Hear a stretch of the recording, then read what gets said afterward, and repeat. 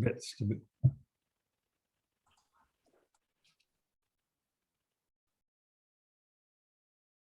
Ready to roll?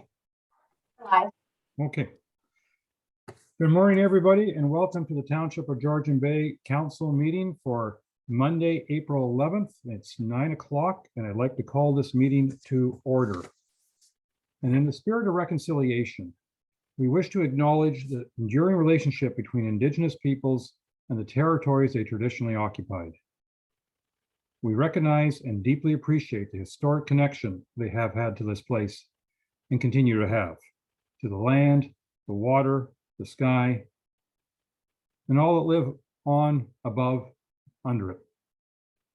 We're grateful for the opportunity to meet here, and we thank all the generations of Indigenous peoples who have taken care of this place and who continue to care for it.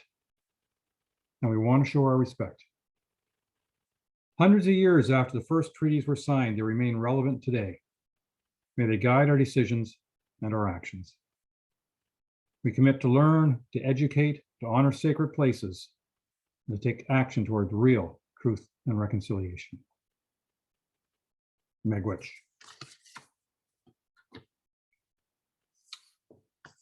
Any declarations of pecuniary interest, conflict of interest, or anything else along that line?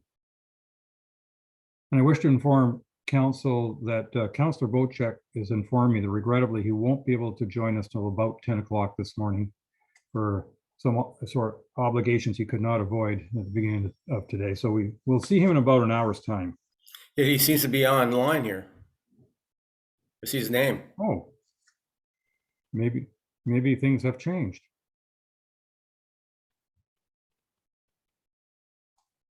I don't believe he's actively present. I think he's just signed in at the moment. Okay, he might be trying to listen in when he can. I believe the first item on our agenda is a deputation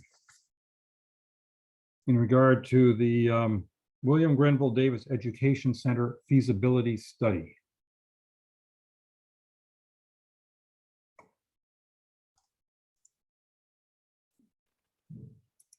Correct.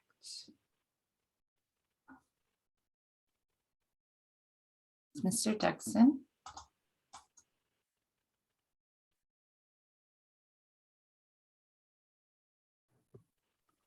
Greetings. Mhm. Good morning, Mr. Dugsin. And I believe I saw that Ms. Vranic was also, How are you? Thank you for your time. I think she was in the attendee list. Dr. Vranic will have to accept the request to be promoted to panelist. Oh.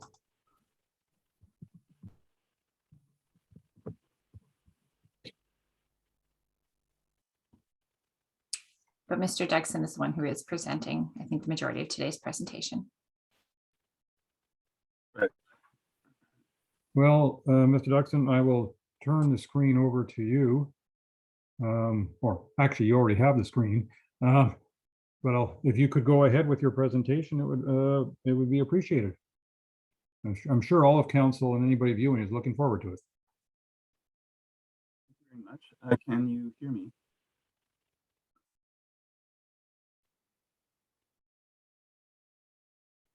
You're very faint. Not only that, I think You have stable connection. Hmm. Okay. I'm not. I'm not hearing you very continuously. So what I might do is try to reestablish a better internet connection. It won't take me more than a few seconds, but I think it might be less potentially frustrating if it gets interrupted. Is that all right? Please go ahead.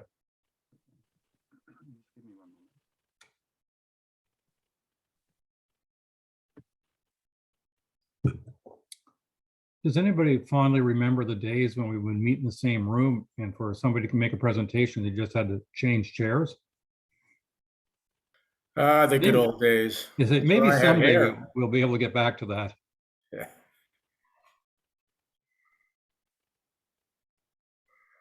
I don't think we want to rush it though, by the sounds of things. No. And we still need time to come up with all the various backdrops that we can carry into the office and put behind our heads while we're speaking.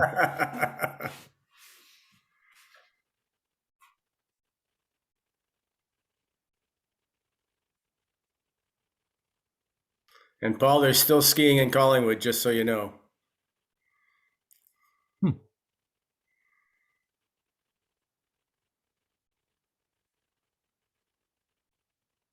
I just came back from Cochrane a few days ago, snowmobiling up there. There was quite a lot of snow up there still. Yeah, not surprised because that last storm that came through here with rain was snow up there, so that's not surprising. Okay, how's this connection? All right, let's try again. Okay. All right. So can you see my screen?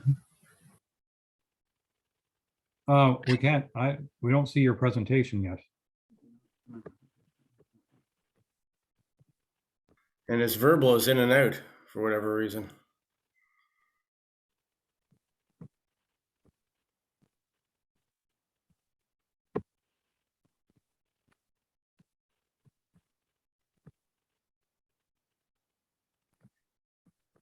We now can see your sharing of the screen.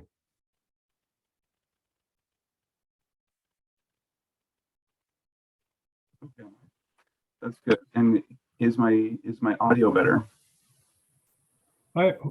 Hopefully, yes, we can hear part of what you're saying. So let's go forward and keep our fingers crossed. All right. Thanks very much for your patience. All right. So we're here to just give the final results of our phase 1 report to you for the Davis Center. Basically, just to review what we were engaged for. We are a management consultancy, and we provide analysis on a wide variety of topics and to a wide variety of sectors. And we've been around for approximately 25 years doing this kind of work. So we have our different approaches that we've used to gather information and help groups such as yours make better decisions. Initially, we were approached to develop a plan for the Davis Center, and we suggested a phased approach to the project so that each phase would provide a go, no-go decision as to whether or not the next phase would be entered into, and so prevented unnecessary expenditures on a whole project that maybe wasn't feasible or that needed other resources that were unanticipated and so on. And so each stage would involve more clarity. So our engagement was to reconfirm and clarify the Davis Center's intention and definition as a project.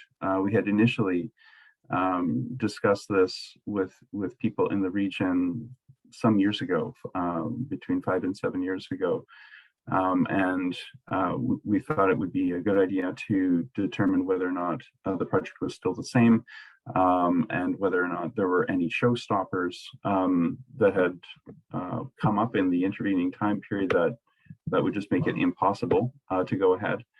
And more importantly, if those were those two questions were answered, whether or not there were resources that were required and what scope of resources would be required at a subsequent phase and for what, and also to identify any funding sources from external agencies and sources that could help with that or with the whole project.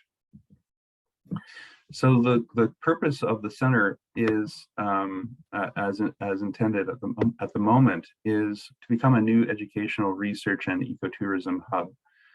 And we call it the Davis Center, but the abbreviation or the longer form is as currently envisioned, is the William Grenville Davis Great Lakes Center for Research and Education.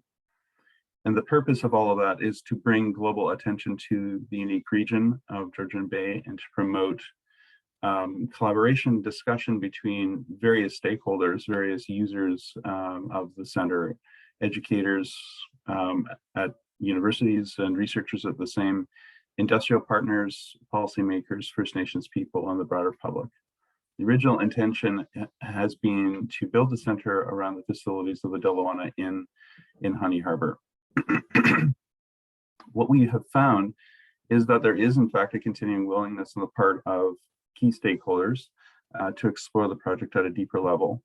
We conducted interviews with local landowners, universities, local endowments, community members.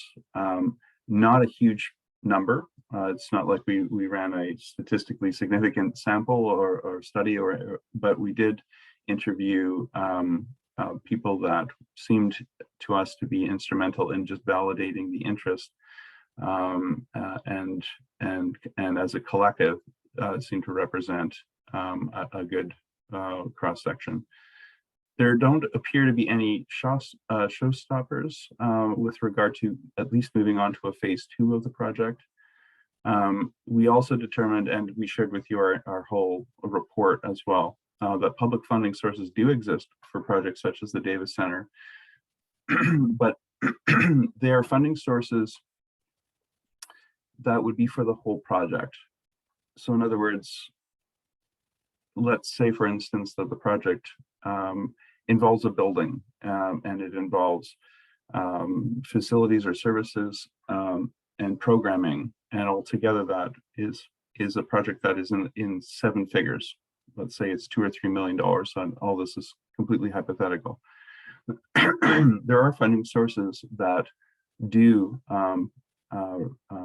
consider budgets or proposals at that level, but they're also matching funding, and they are also predicated on a clear plan, a business plan, a physical plan that has been costed, and where the organization that wants to run such a center is established, that it has an approach that can be articulated and adjudicated.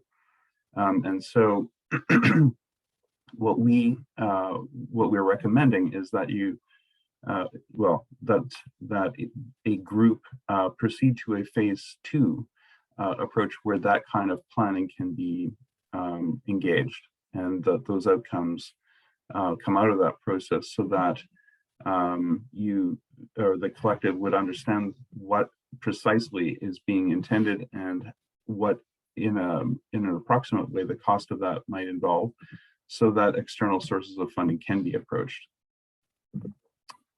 So excuse me, although this is not this cost that we're suggesting here is not based on quotations, it's a thumb in the wind estimate from our work on similar kinds of projects. The cost of a phase 2 might involve around $100,000 plus or minus, and that this would represent a kind of seed funding that external agencies might recognize as having been spent by the collective that is interested in proceeding, that there was interest at the local level to do something like this. If there wasn't interest to obtain a clear plan, then external funding would not be able to say, yes, there's local interest. It's kind of like that. We recommend that a phase 2 might involve stakeholder meetings to confirm and clarify and deepen the understanding of the purpose and requirements of the center, and that include First Nations, local stakeholders, and these other categories, research partners such as McMaster University, University of Toronto, that have expressed interest, landowners such as Adrian Conrad, who has expressed interest in contributing to the project, and others, bodies such as yourselves, and so on. That a functional plan from an architect be developed. A functional plan is prior to any blueprints. It's a matter of taking in the needs of those stakeholders and coming back with some designs, and that those designs could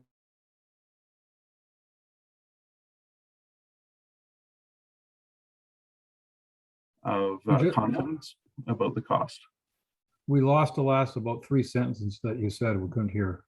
Okay, how is this? Can you hear me again? Yes. Okay, apologies. So what I was describing is that a functional plan is the first step in an architectural process where you come back with essentially line drawings, stick like a very simple set of plans that involve inputs, and that those are captured into a graphic that that represents the needs of the stakeholders, and that the relative size of the facility would be understood, and then a cost estimator could provide a ballpark that might have a range of 20% on either side of it. But that could be used as the basis for moving into more serious phases of planning. It gives you a scope, essentially, of what the project would involve. External funding sources require a sense of the organization's own understanding of what would be involved with the sustainability of the project. And so a business plan is recommended. Without it, it would be not considered prudent on the part of an investor, even a public sector investor, to put money into the project. And even if it isn't a criterion of the agency, it will give you a sense of what would be required. Often a facility is the first step, and the cost of operations over time is just as expensive on a 20-year time horizon. And the way that it would be governed, managed, and held should also be very clear going into something like an external funding round. And then once you get to the end of, and when I say you, I mean the collective, once the collective is at the end of phase 2, you would have all of those outcomes, and a very clear sense, a much clearer sense of what a phase 3 would emerge. And we also recommend that by the end of phase 2, if not earlier, that a champion and a sort of coordinating team be discerned and activated in order to take the project into its phase 3. By that point, it will involve quite a bit of effort and energy, and there would be a sort of momentum on the project. And rather than have that dissipated, it would be better to actually increase the intensity and have that embodied in someone who would lead and coordinate the project, and take it forward. So that is basically the end of the presentation at a high level, a summary, and we're open to questions. Well, thank you very much for that. It's a very exciting project, and I'm going to turn it over to council, and I'm first going to go to Councillor Cooper, because he's been behind this for the last half dozen years or more. Councillor Cooper, do you want to add any remarks before we see if there are any questions from the rest of the councillors? Certainly, and thank you, Mayor Councillor and Paul, for the presentation and the work that you and Linda have done. It's good to have a sort of an initial picture of where we may be going. By the way, the initial picture that you should use there, I sent you a whole bunch of pictures. You happen to use my waterfront, which was kind of funny. I didn't do that on purpose, that's for sure, but it's nice to see. Just a few quick remarks, and I don't want to interrupt the questions from others, but I just wanted to say that the idea here for sort of the second phase funding would be going to sources where we think we might actually get the funding, if you see what I'm saying. And so my thinking is that there's a presentation to this council today.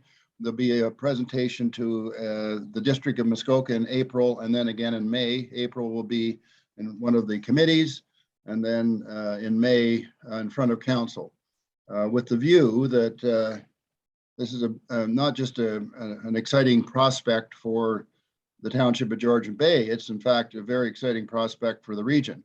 And it's important to note that there isn't really any significant education center, upper level upper tier, whatever the right term is, education center in the district of Muskoka at the moment. And this could be really very good for the region, both, well, for a variety of reasons, one of which is that I think what this could be is really a profound and sustainable year-round economic impactful center, and really, really very important, not just financially, but in many other ways. And the study of the Great Lakes is a big part of it. I think it's also important to point out through the what's it called, the Georgian Bay Great Lakes Foundation, we put in a request to Minister Champagne in Ottawa to see if there was any sort of initial interest with his ministry, which is, I can't even quote all the names, but it's one of them sort of technology and innovation type names. Anyway, Minister Champagne is and his department are looking at that, and the federal budget has just come out, and there's quite a bit of funding in terms of the Great Lakes and other water body areas in Canada, including about almost 45 million over the next 5 years. With respect to climate change, there's another 20 million as well that would be addressing the Great Lakes. So there's funding there, but I think, you know, the funding will also have to be quite significant from the province. So that's another sort of source in the future that we would look at. At the moment, we don't want to get too far ahead of ourselves. So we're stirring up interest. I'd also mention that we talked or Paul talked about institutions that are interested in a place like this, and McMaster University through Dr. Pat Chow Fraser and their expansion, anybody that looks after expansion at McMaster, they've expressed an interest in this facility as well. So I think there's a little doubt that there'd be interest on the education side, and that would be effectively like having a tenant in this facility. So that could that creates that sustainability that I was referring to. And we don't have many businesses in our area also that are year round, and the objective here would be year round. So if those are my remarks, I'm hoping that that our council in due course can get behind this next phase, and also the district of Muskoka, so we can keep this moving. There's no guarantees, but if you don't try, you don't get there. So that's my pitch. Thank you. Thank you. Council, anyone else wish to add any remarks or ask any questions? Councillor Yanko, please. Thank you, and thank you, Paul, for your presentation. I would think that many of our councillors are enthusiastic and behind this particular project. I think the next phase, with the next phase coming, you know, you need $100,000 or whatever it needs. Where do you see that money coming from initially, and what is the schedule for phase 2, if you could find the funding? Are we talking months, years, or what kind of schedule are you looking at? Mr. Dugsin. Thank you for that question. So again, this is just this is a budget estimate that I think is reasonable for the outputs that are required.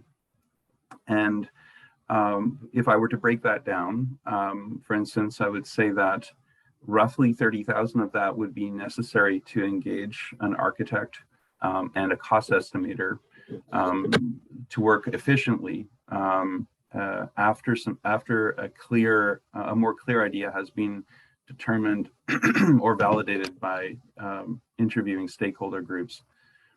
The more time that the architect is engaged, the more that would be of cost. And so bringing a sense of what the project would involve would be helpful, more efficient, less costly. So I think in that respect, conducting more detailed stakeholder meetings should begin once the money is in place. I'm assuming that some of that money is it would go towards the cost of hosting or facilitating those stakeholder meetings. If a champion were to step forward, that's from the region, and that was being done on a voluntary basis, for instance, that would cut down costs. If the services of a group like ours were engaged, then it would be, cost of time for that. And that would be built into that 100,000 as well. And there may be costs for obtaining renderings and business planning, getting a business plan document, so that all of those outputs could be used in grant applications in any phase 3. So to answer your question about timelines, I think that stakeholder group meetings could be arranged over the course of 2 to 3 months, completed. An architect could be engaged and a functional plan produced in 30 to 60 days, and renderings within that same time frame.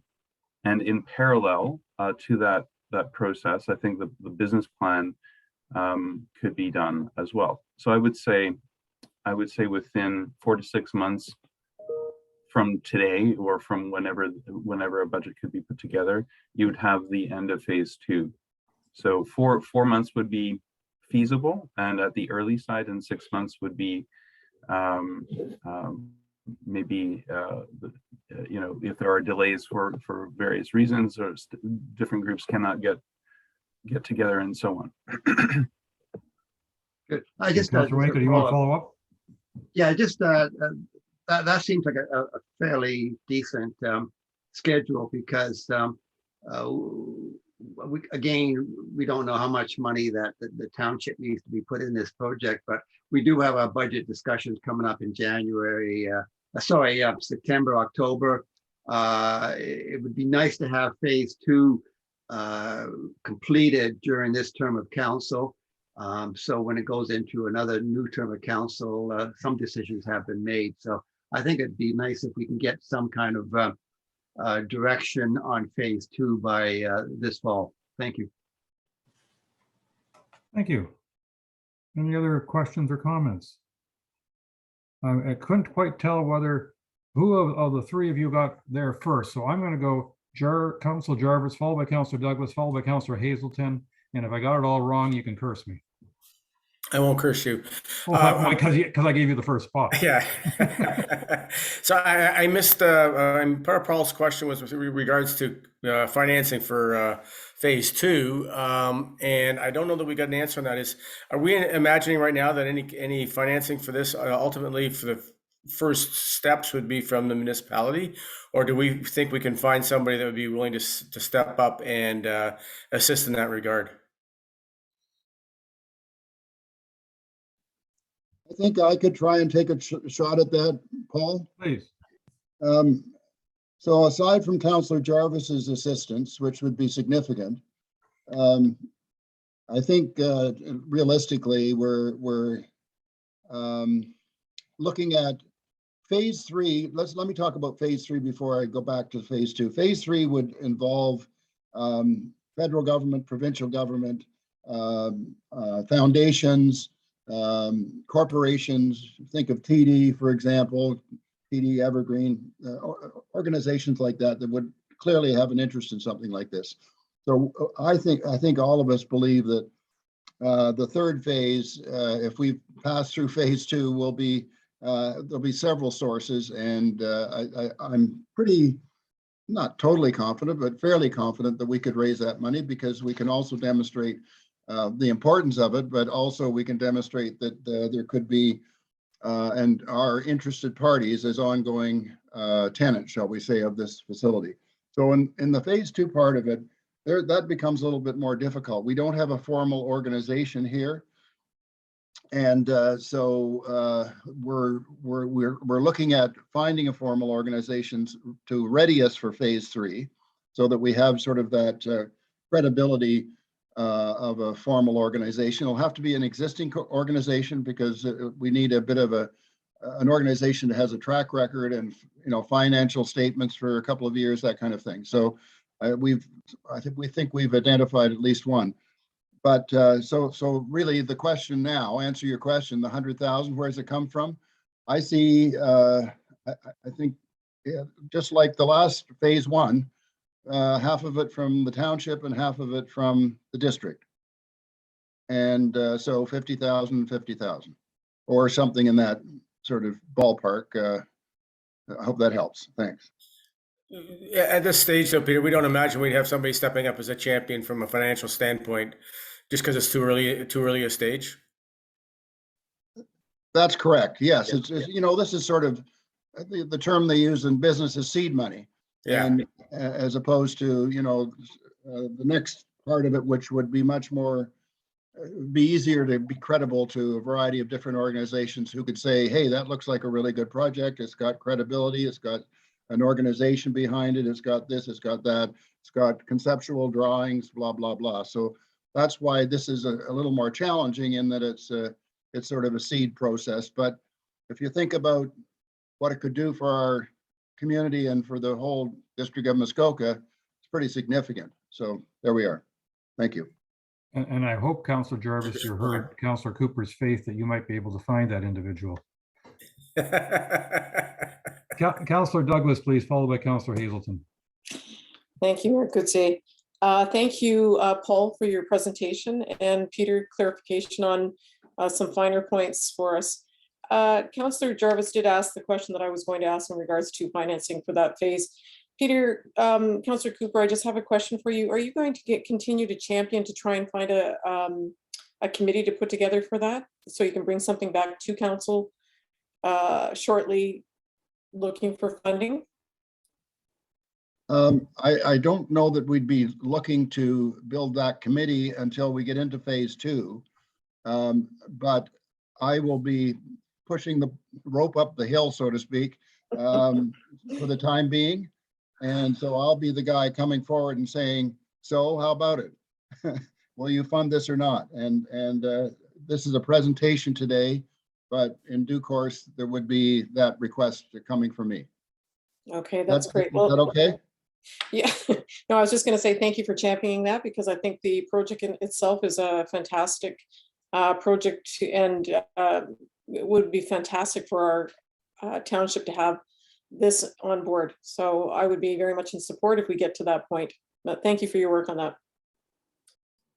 Thank you. Councillor Hazelton, please. Thank you. And Paul, thank you for your presentation. Very helpful to see this thing start to get flushed out a little bit.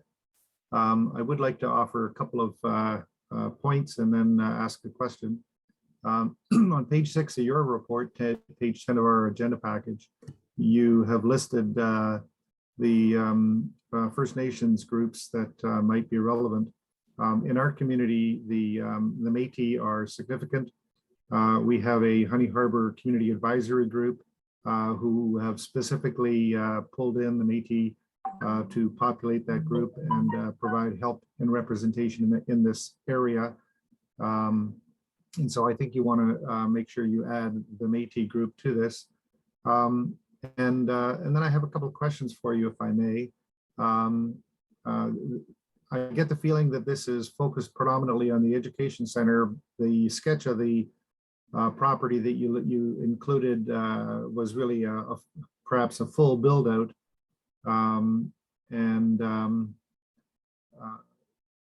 The way I'll frame this question is the Indigenous community, the Métis, have talked to me about possible more affordable housing for some of the Métis community that live in the area. And I just wondered, would you see that as a potential extension of inclusion of a project of this type? If I may answer, then so the point well taken. We about inclusion of the groups. We I wouldn't say that any stakeholders or stakeholder groups or any of the First Nations that we identified were an exhaustive list. Just those that we came across or that we learned about in the time of the study. So thank you for pointing that out. And in terms of that sketch. So the sketch that was included in the report was actually provided to us by Adrian Conrad. And so I think that might be something that his group has visualized. I don't think it was it was more than that. In a sense, it was sort of to point out where historically meaning over the last some years, the commitment of land that he is offering to give to the project would be situated. And then I think, and drawing from memory, our conversations with him were that he's interested to contribute that land where the center could be developed, and that he has a vision for the rest of that land that involves, some of the kinds of buildings that he's used to developing in other communities, and that those showed up on that diagram, which is beyond the scope of the report and beyond the scope of the Davis Center project, and it would involve other conversations that are not something that I understand even, in terms of what his vision for that is. Whether or not affordable housing could become part of it, if that were to come out of the desire of stakeholder conversations, and that becomes part of what is envisioned, I don't see why that would not make it into a phase 2 report as what the collective or what a particular stakeholder group has said, and what the collective might be putting forward. And I think that's part of a broader conversation that phase 2 gets to stimulate and comes out of the region then.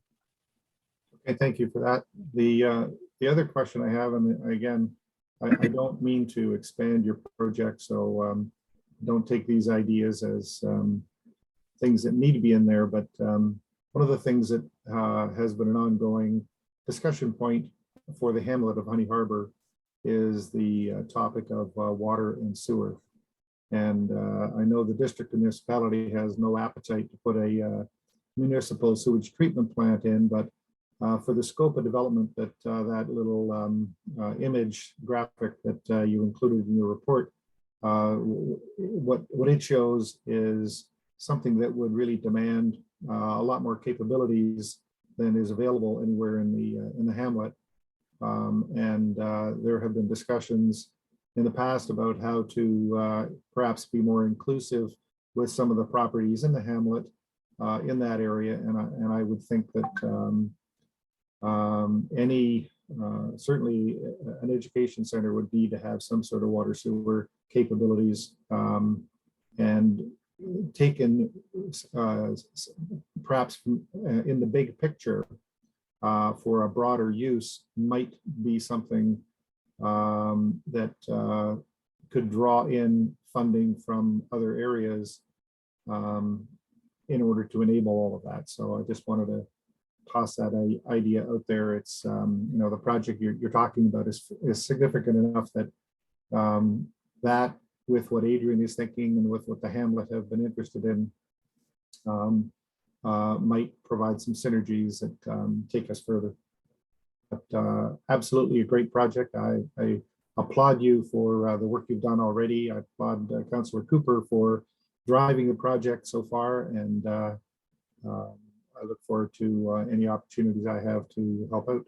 Thank you. Thank you. Any other comments? Mr. Dugsin? I would just like to acknowledge all of the help of Dr. Linda Vranic on the project as well. She's connected into the community and and has a not only a high confidence at being able to pull these kinds of reports together, but also a passion for the project and some of the friendships and relationships in the region. Thank you. I just wanted to add a couple of comments, if I may. One is, appreciate Councillor Hazelton making reference to the Métis community, but I don't think the Wata Mohawks were listed on your list of First Nations, and they are direct neighbors of ours within the township. So I think they should be added as well. The other thing I wanted to point out, and I have real difficulty reading it, but when I look at the sketch from the Delawana, I think that sketch might have been prepared 20 odd years ago. So I don't think that sketch was actually prepared for this particular project. And so I think more work has to be done. I mean, that would have to be updated as part of the phase as well. So I would imagine that there's a lot of scope for different ideas or flexibility there. Obviously, that would have to be in partnership with the owner of the land, and because the owner gets to make a lot of those decisions. I'm really appreciative of the presentation, the work you've done to date, and I'm optimistic that we're going to move on to the next phase in relatively short order. But in the meantime, thank you very much, Mr. Dugsin and Dr. Vranic, for joining us this morning and sharing the work you've done to date. Thank you.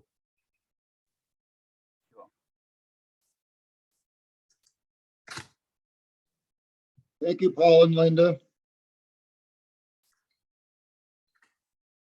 Council, on our agenda, there had been a delegation from the Georgian Bay Land Trust, but it's my understanding that is being postponed until next month, because I believe they wish to gather a little more information before they are in front of us. Which means next on our list is the consent agenda.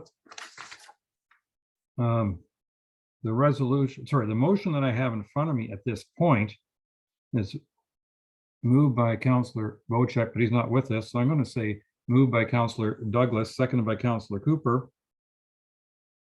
Be it resolved, the council adopts the consent agenda of April 11th, 2022 as circulated. So my first question, everybody, is there anything you want to pull? Seeing no hands going up, I'm going to ask all those in favor. And that looked like it's passed. And then I follow. Is there any comments anybody wanted to make on what was on the consent agenda before we move on? I'm not seeing any hands. And last I heard, Ms. Way, we don't have anybody for open forum. Is that correct? Okay. So, given that, adoption of the regular agenda is next on our list. Let me get to the right page here. That would be on page 12. I have moved by Councillor Jarvis, second by Councillor Wienko. Be it resolved, the council adopts the regular agenda of April 11th, 2022 as circulated, unless anybody wants to make any amendments. I'm not seeing any hands, so I'll call the motion. All those in favor? And we have adopted the regular agenda. And as per our habit, we normally start that with communications from the mayor and council. And I would have started with Councillor Bocheck, but I guess we'll leave him to the end because I'm going alphabetical order today, just because I can. And so I'm going to go to Councillor Cooper. I think you're first in the alphabet, Councillor Cooper. And if not, you'll correct me. I know you will. I'm actually third. Number C is the third letter. There we go. Okay. I'm teasing you. It's all part of the fun. Indeed. So it's been a busy month, not necessarily regular sort of business, but interesting things going on, and including interviewing potential CAOs and all sorts of good stuff like that. Also attending all-day OLT hearings, another thing I've been doing, and I can't attend them all because I do have other meetings, but certainly very illuminating in terms of some of the things that you observe at the OLT and important to do. What else have we got here? I think that's about it. I've heard from a number of constituents about a variety of issues, and some of which are on our agenda, and we'll hear more about that later today. So I think that's my bit for now. Thank you.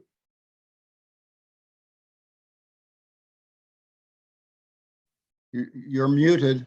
I did, yeah, and then I clicked the mouse and it didn't change, but now we're here. Councillor Douglas, you have the opportunity to give us 2 months updates if you want, because I don't believe you had a chance last month. Well, thank you for that. Well, both months encompassed, well, last month was reasonably quiet. We're still sort of in that transition of winter snowmobiling season up here, which, you know, I'm get exposed to quite a bit living up here, winding down. And basically it was just calls from constituents and things in the thinking for spring coming. This month, so far this month, it's been quite busy because now, as I'm saying, we've done that transition. Now we've got people starting to filter back up into cottage country. So there's been a number of calls that have come in from constituents in regards to what's happening. They're all starting to think about the garbage, you know, what's going on with our roads, what's going on with the ice going out, and updates on council. So it's been a little bit more of a busy month in regards to getting phone calls and just dealing with constituents on up and coming events for the summer. Aside from that, I've been a little bit busy in the last week, let's say, with the committee, as I think most of council knows. That's been a really engaging and a very good experience in my opinion, and great committee members to work with. So that's it for me for this month. All right, thank you very much. Councillor Hazelton, please. Morning. Thank you. The past month, the library board CEO recruiting team has been active. And I think we've all heard that we have landed a candidate and provided an offer, and that's been accepted. And so we're all delighted about that. Had the planning committee meeting in late March. As I think everybody knows, Dr. Pacho Fraser is doing water studies in our community. And I have in the past provided some accommodation for her students. So there's a lady in South Honey Harbor who had been providing accommodation for her students for much of the summer. Sadly, that cottage is now under development, and so it's no longer available. So Dr. Chow Fraser has reached out and asked if we can search for people who could make accommodation available for her doctoral and postdoctoral students to assist in the water sampling. And what occurred to me as we were listening to the presentation earlier with the Davis Center, if that was in existence, it would be an ideal place where Dr. Chow Fraser's students could be accommodated throughout the summer. So yet another opportunity and function and value for our community for the Davis Center and to assist with these students. So just as a sidebar here, if anybody has any knowledge of anybody who has a building or cabin, whatever, for some accommodation, please give me a call. We'll try to set something up there. I decided to this past month take a road trip down to DC and Atlanta. I won't tell you about the trip, but I will tell you that driving in the car gave me lots of opportunities to listen to content on the radio or on a blog, well, not a blog, well, it was an OLT hearing. And so I subjected my wife to endless hours of listening to OLT hearings. And what was interesting is it was, first of all, very enlightening. And there are lots and lots of learnings that we need to understand and share and discuss on council. I won't bring those up right now, but I just wanted to say that these OLT hearings are very illuminating about what is going on and what has gone on in our township. And I would encourage others to also listen to some of them when you have the opportunity. It's a great learning opportunity. Having said that, there's no rest, so to speak. There's always lots of calls and emails with residents about many of the matters, mostly environmental, but some with respect to some recent bylaws that we've passed, the dark sky lighting bylaw. It's certainly getting, well, the complaint side of it is being exercised well. So we'll see how that pans out. Anyway, that's an update for me. Thank you. Thank you. Councillor Jarvis. Yeah, I quickly want to thank Al, and obviously there are other members of the library committee that worked on getting our new CEO, and I'm really happy to see things have transpired well in that regard, and thank Al since he's here for his work in that regard. So library board really hasn't been doing much in the way of meeting, and we have to get a few things together, but we are meeting next week, or actually we're meeting today. That's right. Yeah. Committee of Adjustment, as I've stated in the past, I'm probably going to be very repetitive, but there are properties that were not accessible by members of the committee due to winter conditions. And once again, I get really frustrated when we don't have that type of access or even photographs that help us make decisions on whether a property is suitable for any kind of development, even if it's small in the minor adjustment area. So that's something that keeps bothering me and came up at Committee of Adjustment. And then was I at Segbay? Yeah, we had a Segbay meeting in person in Brissett House. We're not allowed to use the upstairs. It's basically condemned. So we met downstairs in a room fairly well spaced. I don't think I felt threatened in that regard. It's a second in-person meeting we've had since COVID, since the COVID outbreak. The other one was a number of months ago. The interesting thing there at Segbay is the festival that's going to be put on with a new lock opening at Severn, and I presume that our director, or rather, engineer is involved in this as well. It should be a very good event coming up fairly soon in Severn, and I'm hoping that we can all be participants in that regard, if just by attendance only. But that would be nice to have that road open back up for through traffic in Severn. It should really help the local community from the standpoint of the economy there, which is really nice to see. I also, not related really to council, but I did attend the Cottage Life show, and I had a few things I wanted to look into, but I also wanted to check to see if there was any advertising going on with regards to floating cottages. And I was looking for the Macy Bay Development Corp booth, which I'd seen at a previous show a number of years ago, and I saw neither.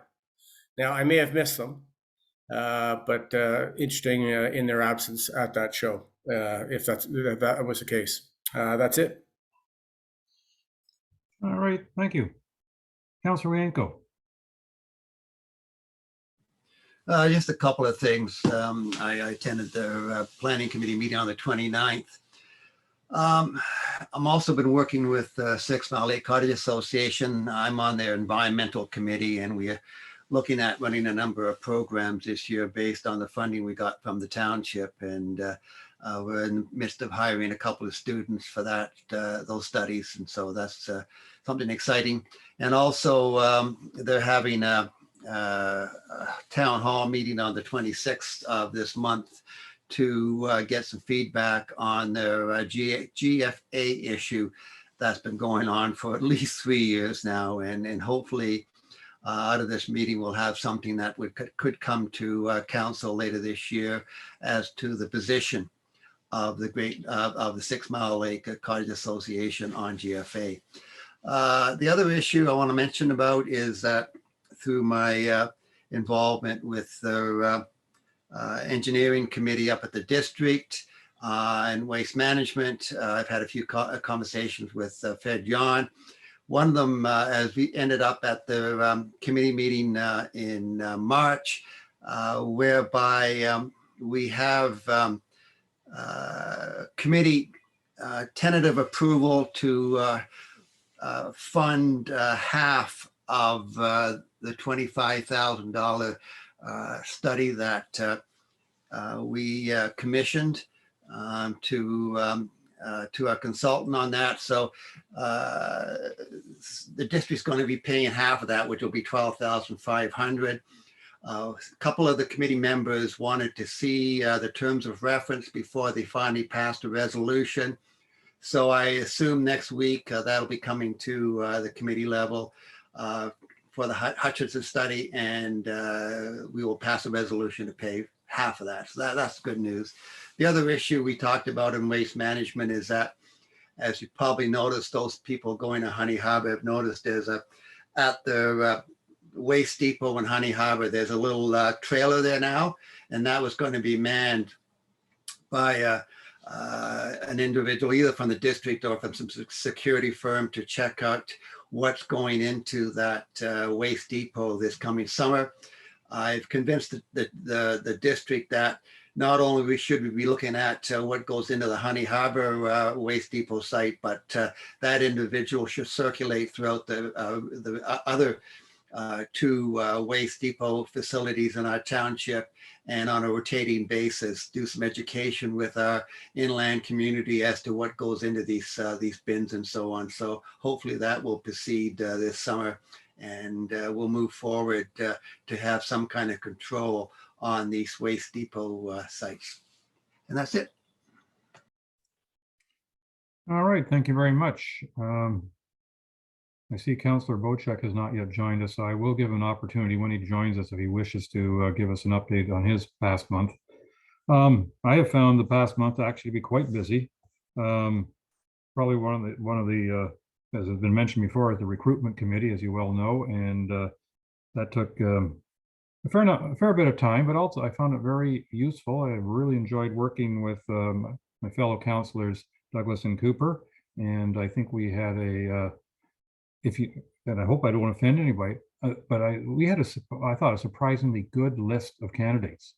And so to me, that was very positive. And hopefully sometime in the next few weeks, we'll be able to announce our incoming CAO, whoever that may be. But for those who are interested, we are getting closer. We're definitely getting closer. Had meetings on various topics, and everything from pickleball to wetlands restoration to floating cottages to I had quite a few calls from different residents in regards to, for lack of a better word, I'll call it our planning regime and their reaction to it as it affected them and their particular properties. And I always find that quite informative. Sometimes I find myself in agreement with their concerns and or frustrations, and sometimes I not as much, but I always appreciate hearing from people on these things. And I think as we continue to, I mean, it'll be an ongoing thing, but as we continue to try to improve our official plan and zoning bylaws, we have to take into account how our residents can best interact with those documents and the intentions behind that. Last week attended the job fair that was put on at the Baxter Ward Community Center. I had very interesting conversations with, I forgot, but I'll say about 16 different groups that were there trying to hire. And, you know, the consistent message from all of them, it's difficult to find people. And while I was there for about close to 2 hours, I think there's only a few people came in during that time to look for jobs. And I'm hoping the last 2 hours when I wasn't there, a few more came in, but it as you know from everywhere else, it's a challenge now to find employees. Interesting situation. Also last week, I don't know if any of you did, but I attended the candidates information session that the clerks of the district put on. I thought, I have no idea what the attendance was, but I was a little disappointed in the sense that the presenters from the province put far more emphasis on the rules and regulations and how you could get yourself in trouble, and almost zero comment about the opportunity and how you could serve. And I thought that emphasis was disappointing, especially when I got a call from a individual a day later informing me that he has no intention of running, having watched that webinar. And I think we have to take that into account, all of us, in my opinion, and I don't know how many of you are thinking of running again or not, but in my opinion, the more people who are interested in the process, and whether or not they sign up to run, but I think we have to encourage people being interested, because that's a key part of the democracy in our area. And I think we have to make sure that, sure, there's reporting regulations, as we all know, when you become a candidate, but let's emphasize the opportunity and what we can do, and if you believe something should be done, whether it's similar or different than what current council is, you need an opportunity to be able to speak up and potentially run, and we have to encourage that. That's my little editorial for the moment, if and I can't say if you allow, because I've already done it. But there you go. And with that, Madam Acting CAO. Oh, Councillor Cooper, you want to make an additional comment? Thank you. Just very briefly, and by the way, I thought your comment about attracting people was very, very helpful. But I wanted to ask Councillor Wienko, he gave us a bit of a report on some activities with the waste bin sites that we have. Waste, I'm not sure whether they're a depot, but they're where we have bins unmanaged. And I take it that this person is going to be at the unmanaged one in Honey Harbor is going to be going to any and all of the other unmanaged sites in the township. So there's one at King Bay, there's one at 12 Mile Bay, there's I think one at between Gibson and 6 Mile. So there's at least 3 other ones, I think. So my question was, I think you were inferring that's what this person would be doing, hopefully is rotating. But the other question is, who's paying for the salary? That's district funding. He was going to, again, the original plan was to have him at full time at Honey Harbor, but I think in discussions with Fred and the committee that this individual should rotate through all the inland waste depot sites and just to do some education this year. So but that's all being funded by the district. Just to follow up, would you please inquire more specifically about that? Because it appears to me that every time anything the district does on waste management, the bills come back to us. I don't know of anything that they've been doing for us that doesn't get costed back to the township. So that I meant, unless you can point out something that I don't know, but I think they've been billing us for everything. So I would ask that you maybe make sure that they're paying for it this time, because rarely does that happen. Thank you. Thank you. Madam Acting CAO, welcome back. And you get to say a few words if you like. Thank you. And through your worship, I would agree with most of you. It's been a pretty busy month. And the only thing I would like to mention is the success we've had with reopening in different steps. We're now open 5 days a week, and we haven't heard any grave complaints. So we're proceeding for the next 4 weeks until we move forward to the next step of our reopening. Okay, well, thank you very much. Shall we go to start our staff reports? And our first staff report is in regard to our legal fees summary from our Financial Services Department. Oh, Councillor Jarvis? Do we want to, we've skipped over once again, action tracker. Could I just take a moment on that? You may. Only because it becomes a bit of a bee in my bonnet. One, I really appreciate having this. Of course, it just brings up all kinds of other issues now that we have it. I don't know if that's good or bad for our acting CAO, but anyway,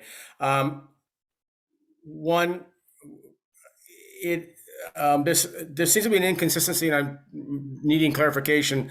When I'm going through it, the dates tend to jump around. I thought it would be sort of in sequential order, take 1 year and go by month through the action tracker. But if I go to 2019, the months are all over the place.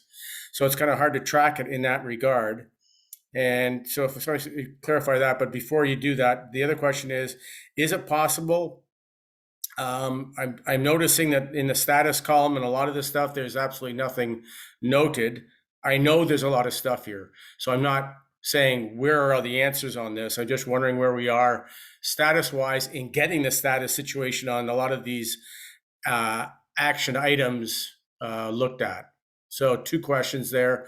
One about the sequence of how they're listed, and 2 about getting the status updated on them.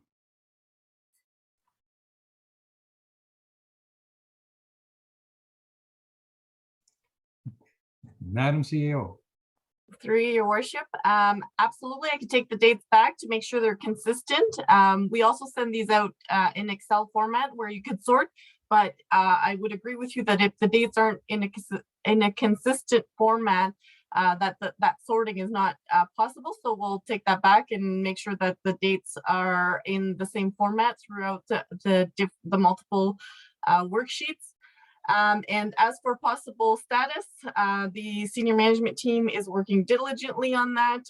We have it as a standing item for one of our 4 management meetings per month. So one of the 4 meetings is dedicated to reviewing and updating the resolution tracking sheet. So we're working on it to get it as complete as possible for you, council, and we'll continue working at it and ensuring also my biggest focus is the comment column. I think it's really important from month to month that we update on, what has changed since last month. So I think it's a great tool. Yes, it opens up a lot of transparency, which is actually really great. And we actually enjoy having this list, even though it may be overwhelming at times. I appreciate the work being done. Thanks very much, Julie. I'm going to go to Clerk Way. I'm not sure I saw your hand, and then followed by Councillor Hazelton. CEO Bocheck said everything I was going to say, so we're good. Thank you. There we go. Councillor Hazelton. Yeah, I don't know if I just can't find it or what happened to it, but I don't think I got the Excel version of it for this month. All We right. can circulate that if necessary. Yeah, normally I have to ask for these things to be sent out by Excel, and only rarely do they come out automatically. Is there some way that we can put a process in place that it automatically comes out with the agenda, or it's attached to the package of the agenda package so that we don't have to go looking for it elsewhere? Through your worship, the Excel packages come out in a separate individual email on the 1st of every month.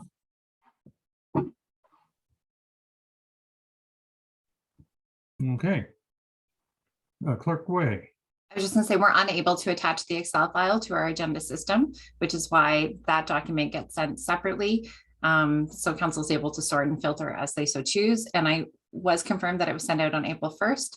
But we'll have Ms. Dutton recirculate just in case it didn't go through. Thank you very much. Appreciate that. But are we now ready to jump into staff reports? And I'm going to say, let's do it. And our first staff report is legal fees summary. Ms. Boutiette, you're still on screen, so I'm presuming you're presenting that. Correct. Through your worship, our acting director of financial services is on vacation this week, so I will take upon myself to present this report. Pretty self-explanatory. I believe in Q2 and Q3 reporting, we had already identified that legal fees were way above budgeted amount. Council had already agreed to use reserves at that time. We're just reiterating now a year-end summary of what the matters were, and it is presented for your approval again at this time.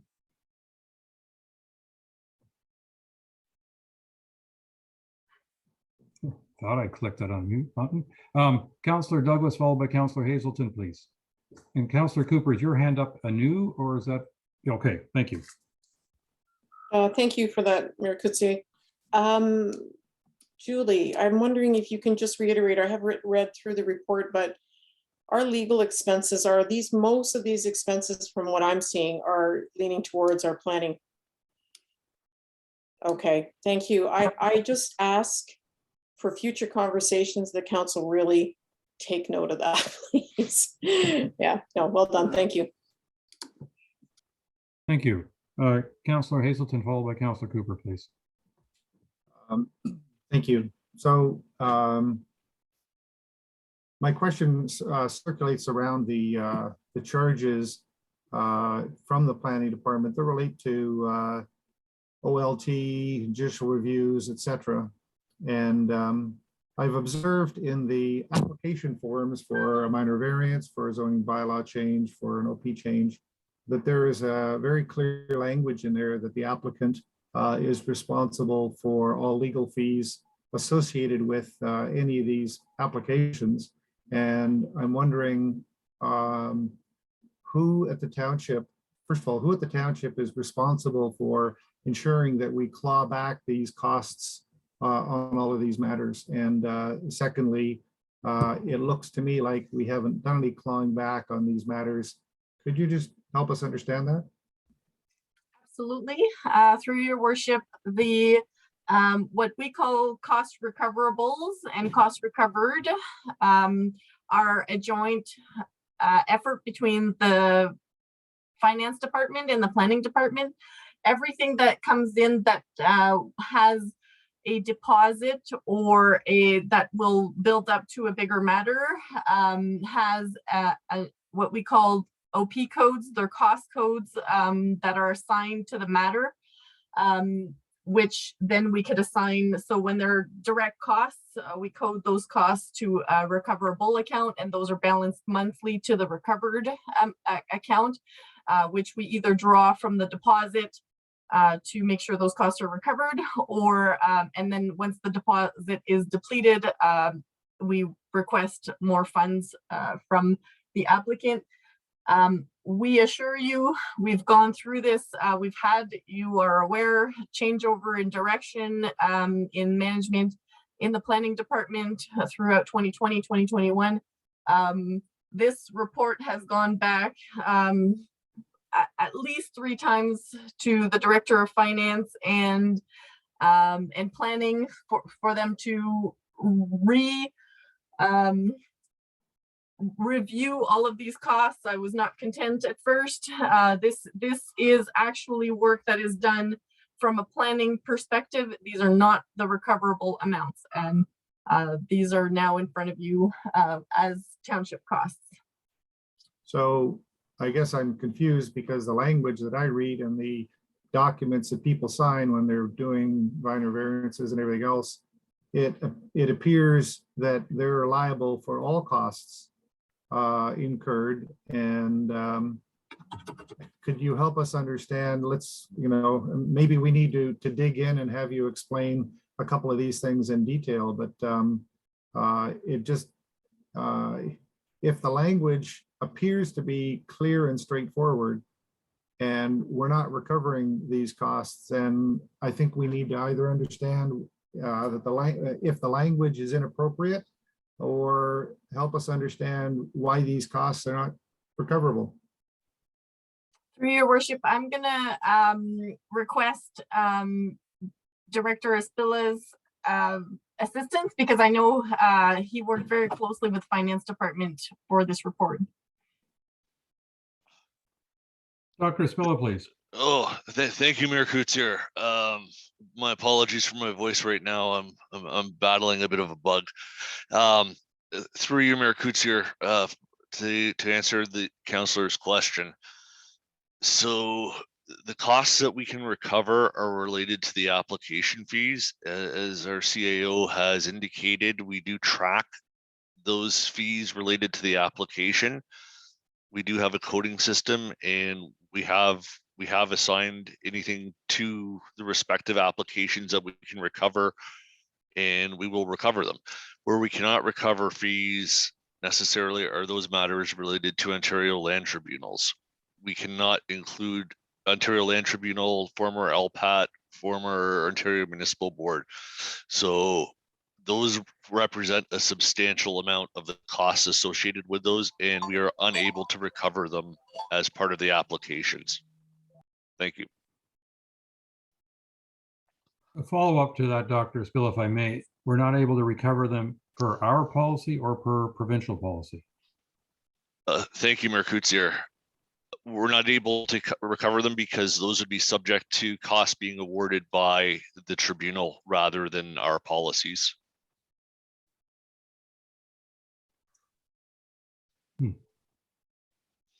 Okay, Councillor Hazelton, did you want any follow-up before I go to Councillor Cooper?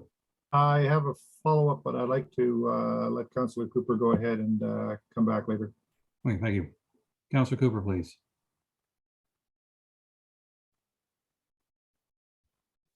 Well, thank you.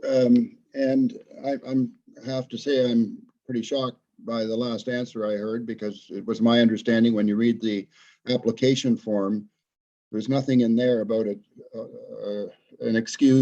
being excused for costs at OLT. It says recoverable of all costs from anybody. There's some verbiage in those forms that I've read, and it's clear that anything in front of the OLT that is a result of a decision made by any of our bodies, including the Committee of Adjustment and Planning Council, et cetera, are recoverable. So there's something missing in this piece that needs examination, but that wasn't really why I had my hand up. We've discussed this before, but I think it's worthy of noting again, and that is, and I think some of our councillors that have been around in previous terms can attest to this, we've had over time significantly high legal costs related to planning and building, but mostly planning. And but for many years, up until about 2014 or so, our annual budget and costs were running anywhere from 65 to 70,000. We're not anywhere close to that now. And secondly, we also went through an interesting period from 2015 through 2017, where we had very few OLT, OMB at the time, issues. And the primary reason for that, and I think Councillor Wianco brought this up some time ago, was that there was direction from Council to the Planning Department to stop making recommendations. It was to, when a application comes forward, it was to say either you have the option of approving, denying, deferring, but the Planning Department was not recommending. And we've been told by our legal counsel that we're having major issues at the OLT, in other words, losing, primarily because we've been making recommendations that where the decisions from Council and the Committee of Adjustment are not aligned with our planning recommendations. And that is highly problematic. So just to sort of give you some examples, in 2015, we had 2 OMB hearings, in 2016, 1, 2017, 1, in 2018, 4, in 2019, 4, in 2020, 8. So we've gone from 1 or 2 a year to several a year. And if you look at neighboring townships, aside from the the municipality of Muskoka Lakes, most of our neighbors might have an OMB appeal every 2 or 3 years. We've got to figure this out, and I think the recommendation issue is one of the issues that has allowed this number to go to skyrocket. And I'm hearing from a lot of people in my community that this number is pretty frightening. So those are my comments. Thank you. All right, thank you very much. Councillor Wianco, would you mind taking the gavel for the next couple of minutes, please? I guess so, sure. Thank you, I appreciate it. Is there any other questions on this topic? Councillor Jarvis? I'm just going to follow up on Councillor Cooper's comments, if you don't mind, and see if I can get Dr. Aspel to be more specific, because it seems to me that we are missing something. If in a document that people are signing, that costs are recoverable and there's no exception for the costs involved in an OLT hearing, why are we paying the costs of an OLT hearing when it is something that is recoverable? That was a question that came out of Councillor Cooper's comments, and I think we should probably sort of drill down and see if there's an answer to that at this time. I see acting CAO Julie Boutier has her hand up, so I'll let her speak before I comment. Okay. Thank you. Judy, go ahead. Thank you, Chair Wienko. 2 items. One, I've noted that we will look into these recoverables to get a more specific reason and report back on where this is coming from. And item 2 is we've already discussed last month the idea of not having recommendations on planning matters, and that's already a motion that we are working on for a report to bring back very shortly. So I don't want to spend time during this council meeting, as these 2 matters will come forward again. Okay, Dr. Aspel, do you have any other comments to add to that, or should I just go to Councillor Hazelton? I have no further comment to add to that. Our CAO Boutier covered the issue, I think. Thank you. Okay, Councillor Hazelton. Thank you. Karen, can I share my screen for a second?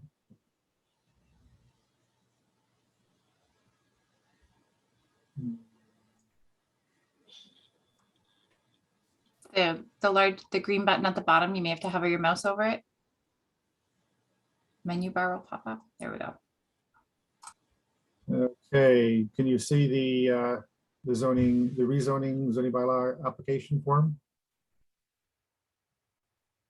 Okay, so what I wanted to do here is just put this out there.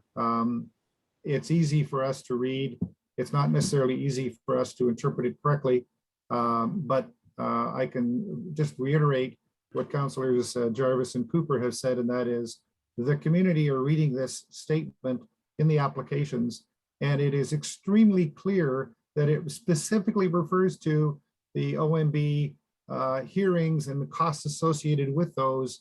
And I find it very confusing that we would suggest that these costs are somehow excluded when the language in here explicitly talks about costs associated with these hearings.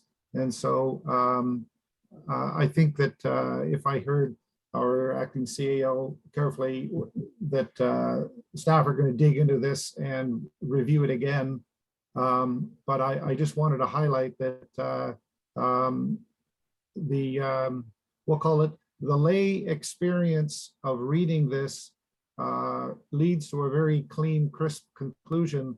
And I personally am confused by what I've heard. So I will thank our acting CAO for taking this as an important action item, because I think it's critical that we get to the bottom of this. Thank you. Thank you. And thank you, Councillor Wienko, for stepping in for a few minutes. I appreciate that. Clerk Way, followed by Councillors Douglas and Cooper, please. If I may make a suggestion, Your Worship, based off the conversation, perhaps we can add one more, that clause at the end of this resolution that reads the council requests staff report back on costs recoverable on relation to appeals, and that perhaps it'll be captured in our clear direction. And then as opposed to this just being hypothetical conversations of things we're looking into, there's a tangible point that we can reference back to for this direction. Thank you very much. Councillor, where was it? I think it's a Councillor Douglas followed by Councillor Cooper. Sorry. Yeah, thank you for that, Mayor Coetzee. I think everything's almost been covered here that I was going to say. When I think back to the Committee of Adjustment for 2014, I think Councillor Cooper and myself both sat on that committee, and we did not, I don't think we had nearly as much problems with what we were seeing now. So I think that, yes, what, Ms. Way is saying is adding something in here that we take a good review to that. And a review of our processes with not recommending is absolutely key, because it's obviously causing some real issues, and to fairness to the CAO, or the Committee of Adjustment, it's hard. It's hard. And I know that as a member sitting on that committee, it's hard when staff is recommending something and the committee is seeing it's completely different. It does open up for an interpretation problem within the committee. And I'm very much in favor that we dig into this a lot further, seeing what our legal expenses are. And I really can hardly believe the cost from last year, to be honest with you. Thank you. Councillor Cooper. Thank you, Mayor. And the only other thing as a direction in terms of coming back, I wanted to, it doesn't have to be in the resolution, but recommend that there's a review of the clauses that are relevant to the recovery. I noticed in one of the two forms, that I think maybe both of them, that refers to decisions of council, but it doesn't say Committee of Adjustment. So I think it should be council and committees of council or something like that. So the verbiage actually has to, I think, be changed in at least one, if not both of those forms. So I just wanted to make staff aware of that slight difference that needs to be made. Thank you. All right, thank you. I think staff have heard loud and clear some of the concerns we have, which is not surprising given the dollar amounts that we are facing. We look forward to hearing from them. Clerk Way, you've added, I presume you've probably typed out the additional paragraph that you are suggesting for our resolution. Perhaps you could display it.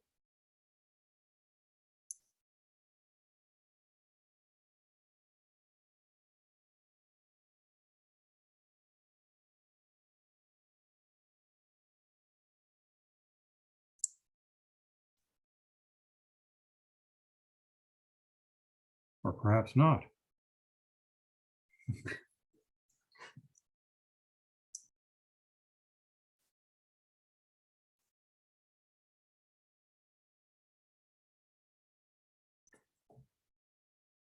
So I have moved by Councillor Wankville, second by Councillor Hazelton, whereas Council Resolution C244-2021 acknowledged that legal fees across the organization were $55,000 over budget as of June 30th, 2021, and that the deficit in legal fees will be funded by the Working Fund Reserve.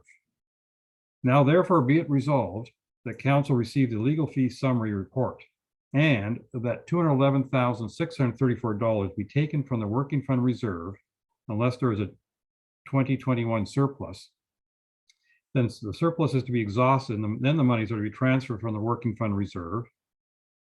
And that Council acknowledges the impact of hiring or receiving legal opinions when not required and or not budgeted. And that Council requests staff to report back on costs recoverable in relation to planning appeals. Council, any further comments before I call for the vote? All those in favor? And that is carried. Thank you very much.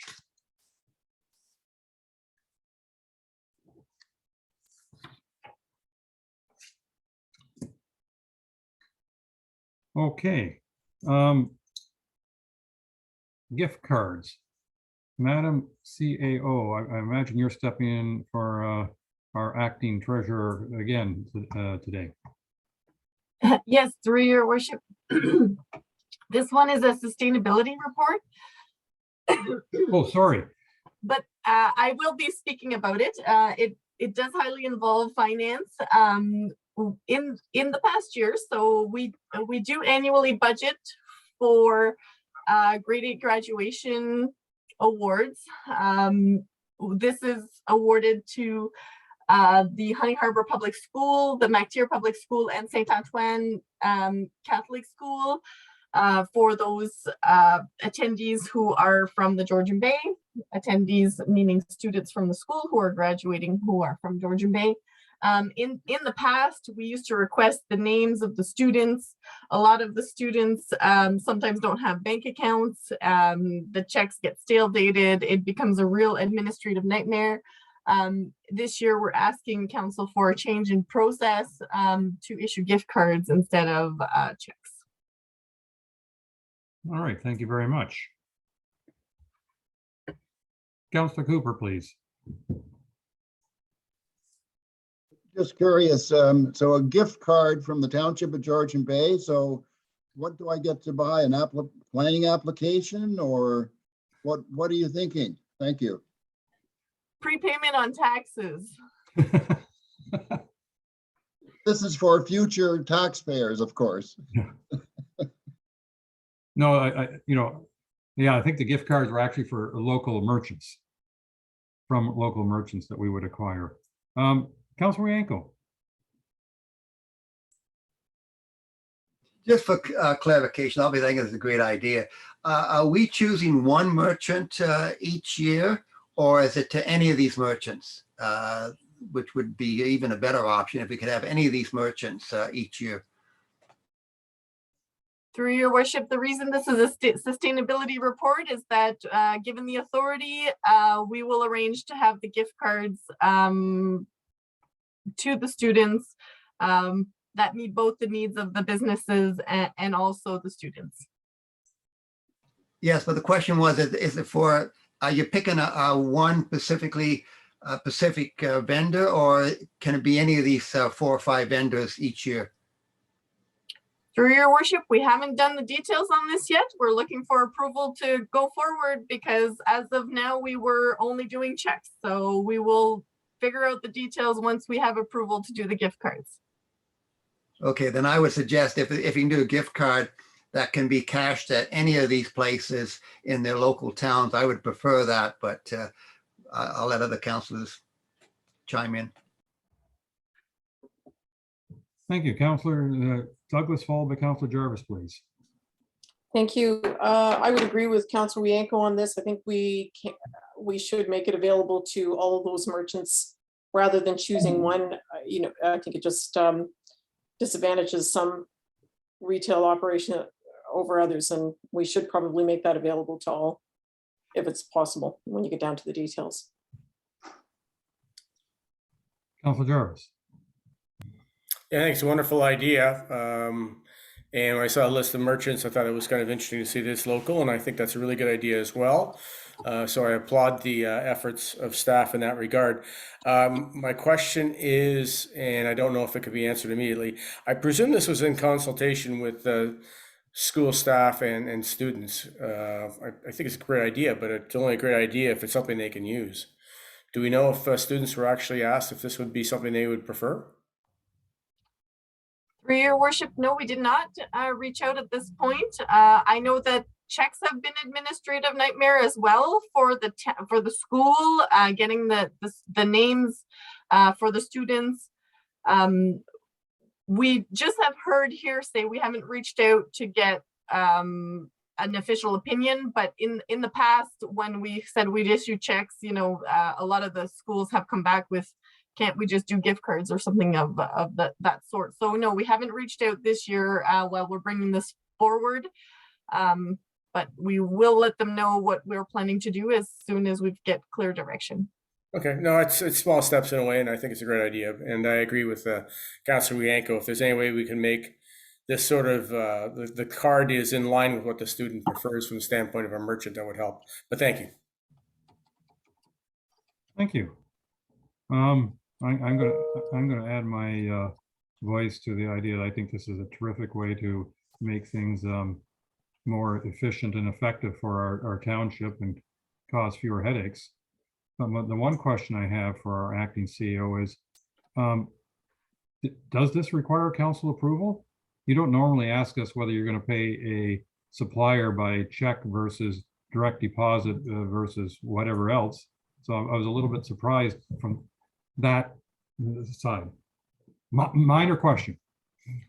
Through your worship, I dug a little bit and I couldn't find where the idea of student graduation came from initially, or a policy, or how it was set out initially. I just figured it was the safest method to bring it forward, because if it was in some sort of formal policy that says we will issue check, this is the safest method to change that process. Fair enough. Thank you. I have moved by Councillor Douglas, seconded by Councillor Jarvis. Be it resolved that staff be directed to purchase gift cards for grade 8 graduates from Honey Harbor Public School, MacTier Public School, and St. Antoine Danielle Catholic School each year from local businesses. All those in favor? And that is carried. Thank you very much. Noise bylaw is the next topic. Something that has been thoroughly discussed. Ms. King, where are we at, please? Good morning. So yeah, we had a discussion last month, and I brought back those changes that were agreed upon then. So this draft includes the increase from 150 to 250 for the set fines for the offenses. I took out the exemption that was provided to heavy constructions so that they cannot operate on Sundays. Pile driver was moved from light construction to heavy construction. And then the definition, we put in a definition and an exemption for marine launching and retrieval equipment into the bylaw. So then that way they are able to operate on Sundays because they have that short season to get those boats in and out. And that should be everything that's in the bylaw change this month.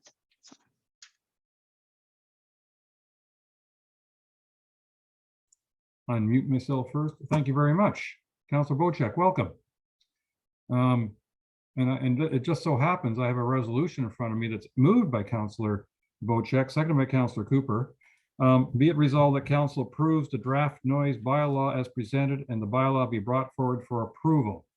Any discussion before I call the motion? And I see Councillor Douglas has raised her hand. Thank you. Just one thing that I'm wondering if we should be having a bit of a think about. Maybe we discuss it. And I didn't catch it. Because it's such a short season with the marinas, you know, sometimes the marinas have emergency repairs, or they just have repairs, period, which can only be done over a short period of time. Is there a process that we have in place for them applying for an application for an exemption to work on Sundays? To Karina. Okay. Yeah, so through your chair, we do have a noise exemption process, but it does go through council. So it wouldn't be a timely thing. If there was a major storm, that kind of situation, like we've had these conversations in office, if like a dock is sinking, they're going to obviously start up their machines and get that dock out. I feel like that's just one of those things with officer discretion, that if that was the situation and someone did make a complaint, then we would have to take those situations case by case and kind of decipher them that way. We know it's not happening every Sunday. It's kind of one of those, there's a storm rolling in and that situation happened.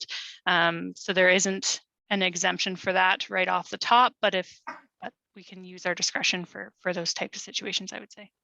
Okay, thank you. So that's just sort of implementing common sense in my opinion, and I guess we don't really need anything for that. However, I would like to know that our marinas do have that option to, even if it must come to council, to take, you know, to have the opportunity to put a request in should something, there could be a number of things happen for the dockage for our marinas that may cause a timing situation being the summers, but yeah, thank you for that. Any other comments? Councillor Jarvis, followed by Councillor Cooper. I just wanted to confirm, Karina, that this is really, as with the dark sky lighting bylaw and other bylaws that require your being on the scene, this is complaint based. So unless you receive a complaint, it's unlikely something like this is going to be investigated. Is that correct?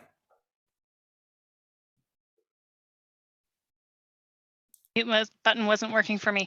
Yeah, so we are a complaint-based situation. So I'm hoping, you know, the neighbors of the marina, if there is a storm running through, like Cynthia said, that we would be considerate of that.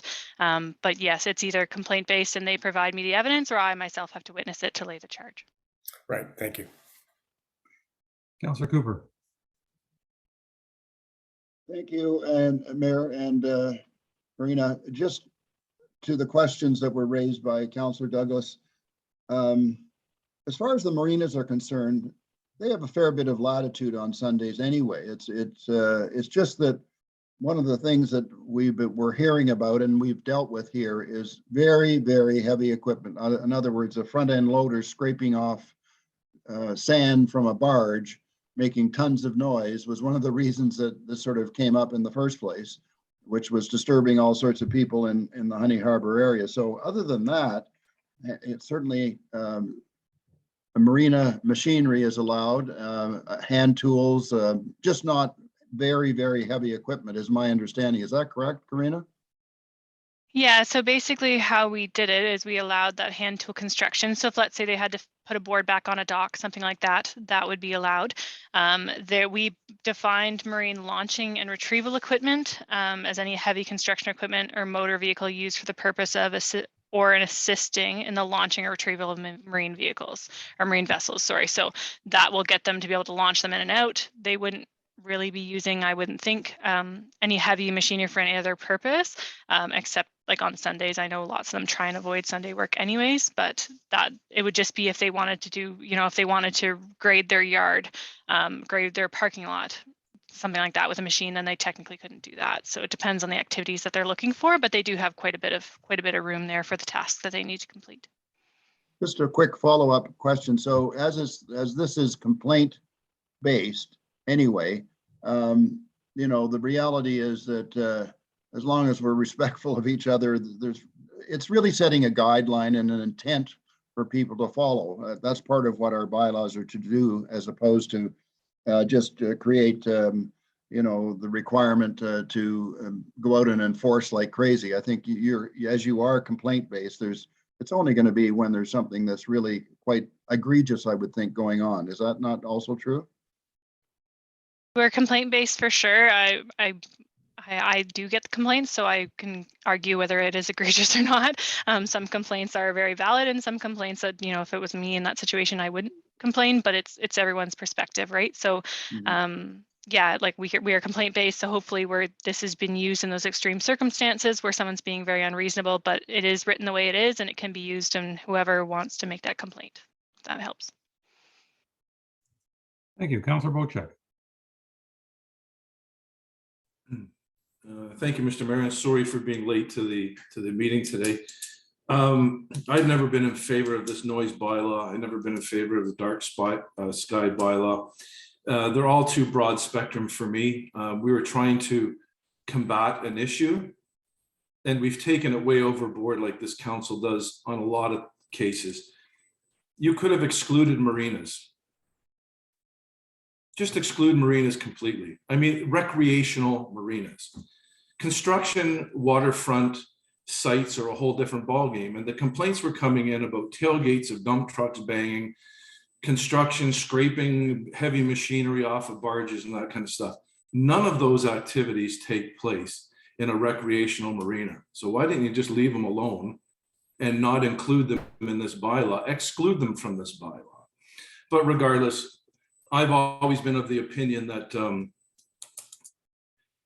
human beings need freedom, and all we do is just stifle the majority of people's freedoms for the benefit of a few. And I don't think that's worthy of making a bylaw nor enforcing the bylaw. When I started on council, we didn't even have a bylaw officer, not one.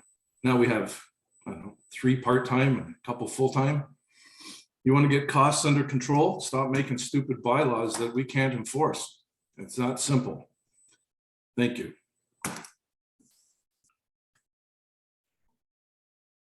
Okay, so the motion in front of me at this point is moved by Councillor Bocheck, seconded by Councillor Cooper. Be it resolved that council approve the draft noise bylaw as presented and the bylaw be brought forward for approval.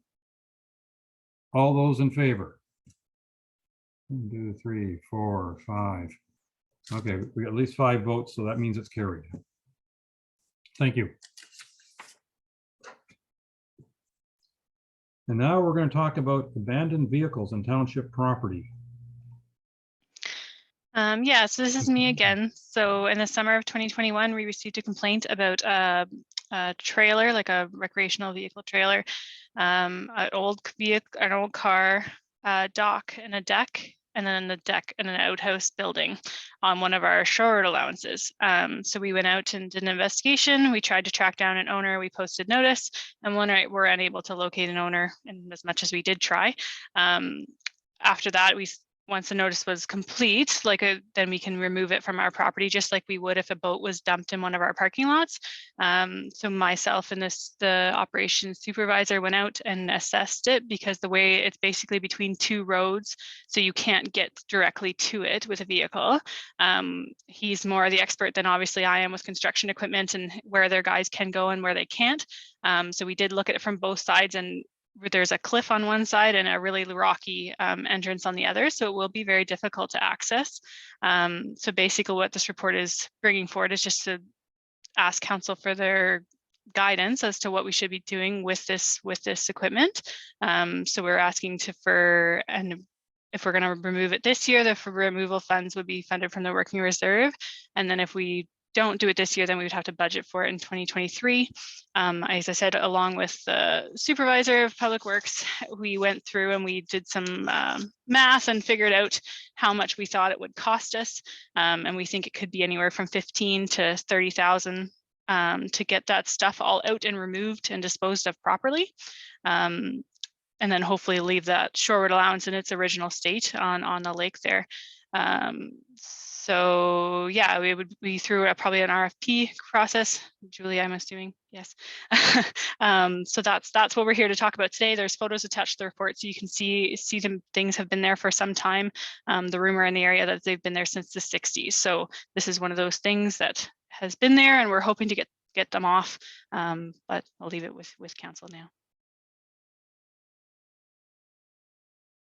On mute. Thank you very much. I have councillors Douglas, Cooper, and Bocheck, please. Thank you. Karina, sorry, I'm not able to open the report. I'm not sure if the files are too big with pictures.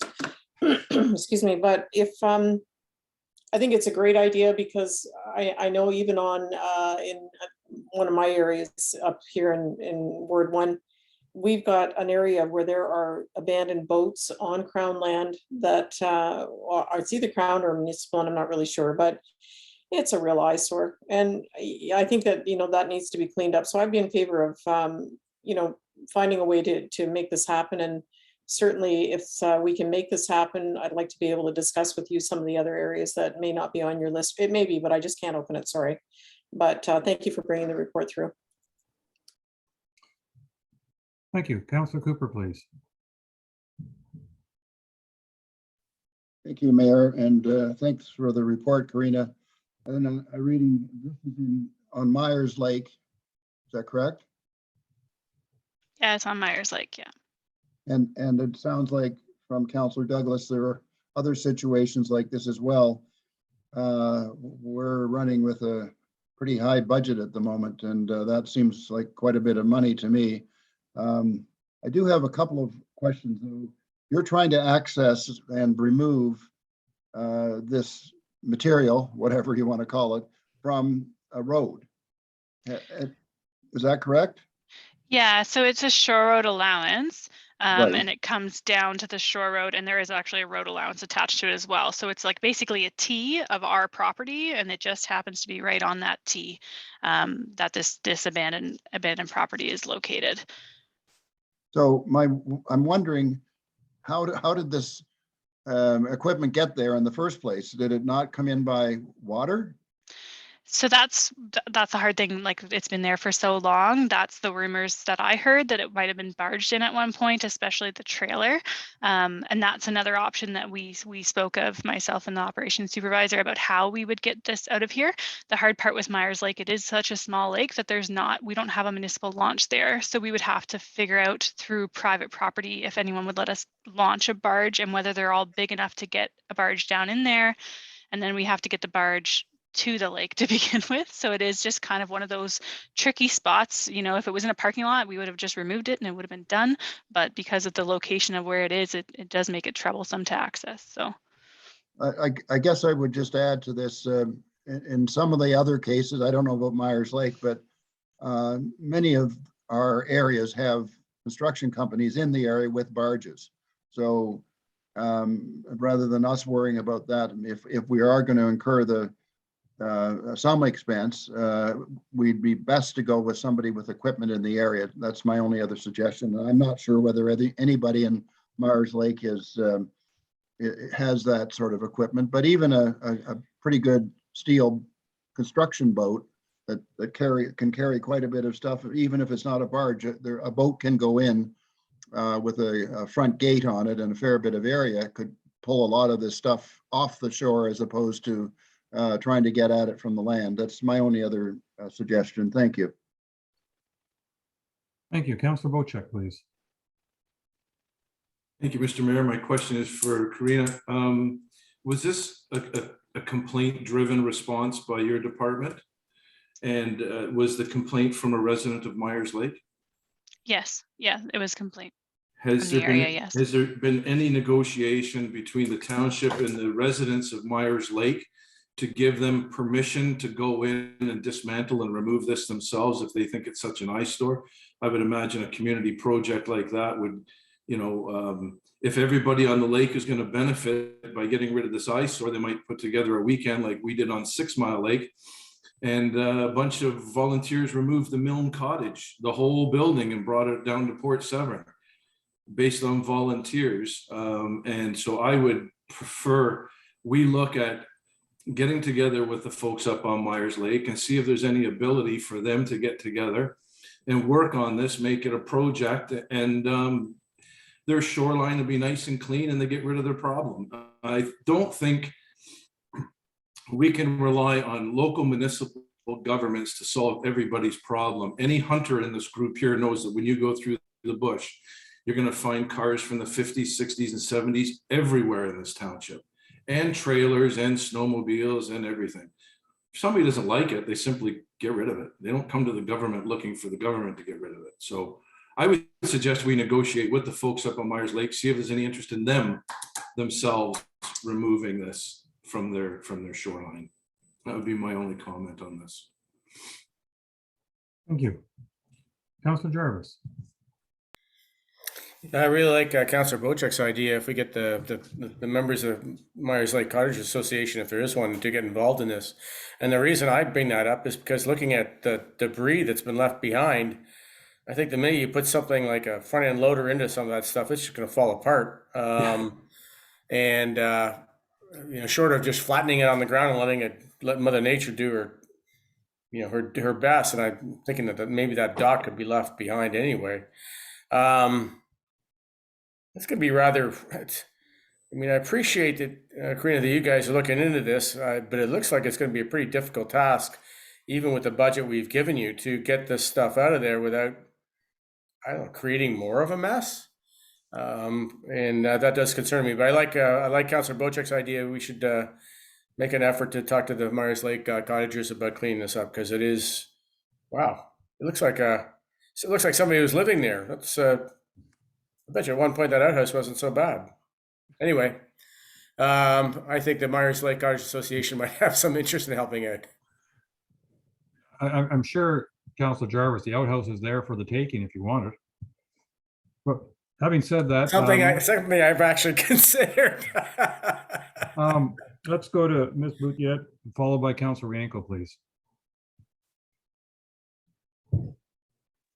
Your worship, if council's wishes to go the volunteer route, we would need specific direction to do that.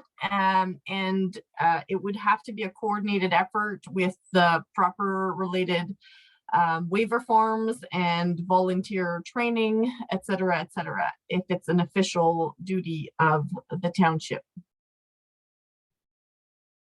Thank you. Councillor Yanko, please.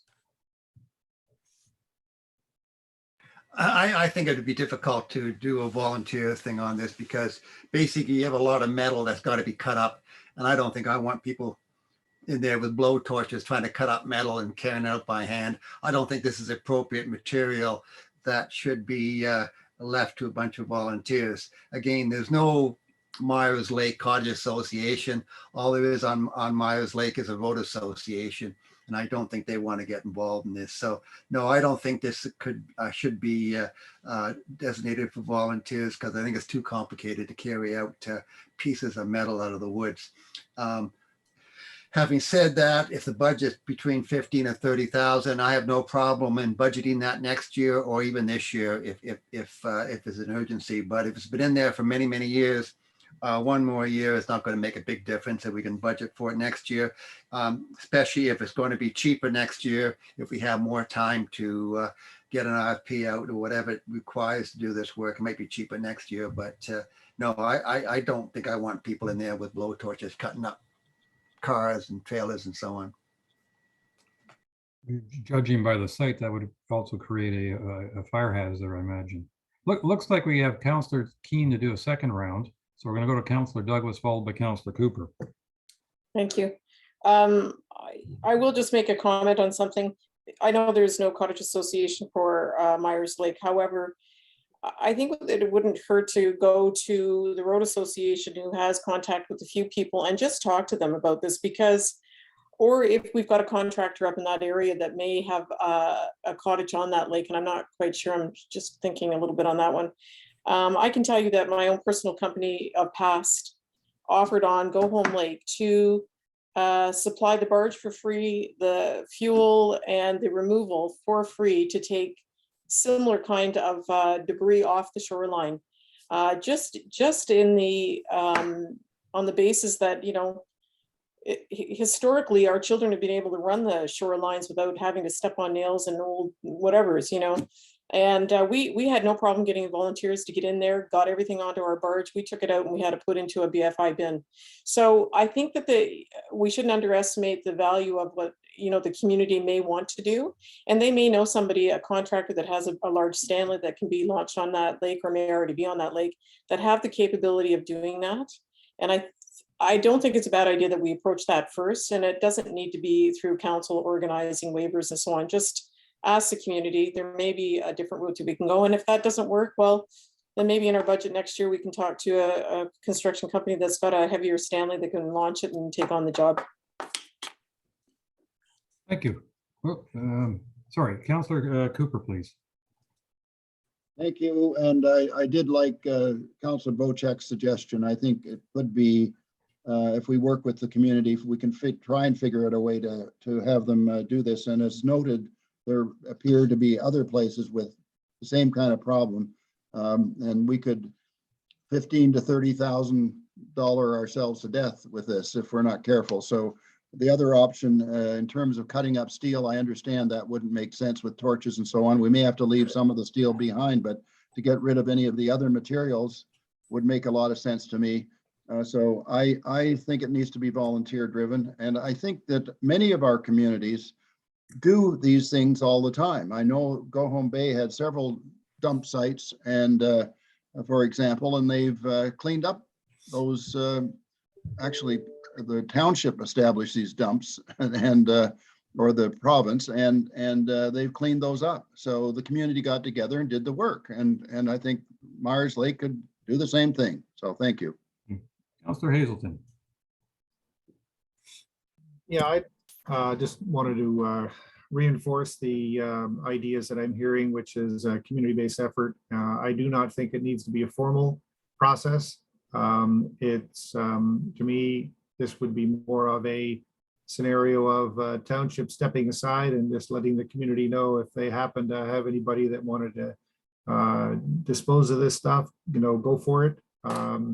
I don't think we need to be thinking of this as a formal relationship, which you know, our CAO, our acting CAO has suggested there would be all kinds of training and safety and other issues that we might need to be paying attention to. I think just kind of getting the word out that to the community, hey, this stuff is there and nobody is going to get in your way if you take it away. So let them do it. So and, as I've heard over and over and over again, it's been done many different places. And anyways, that's enough for me. Thanks. All right, I'll let staff speak to this, Ms. Boutiette and Ms. King, and then I want to know from Ms. Way, should we defeat this or just defer it, or how do we handle this if we don't want to approve spending money this year or next at this point? Over to staff for a few minutes. And over to Councillor Wienkel for a couple minutes too, please. Through your worship, if I may, I think you just stole the words right out of my mouth. I was just about to say, should council not wish either of the recommendation, it could just simply be defeated.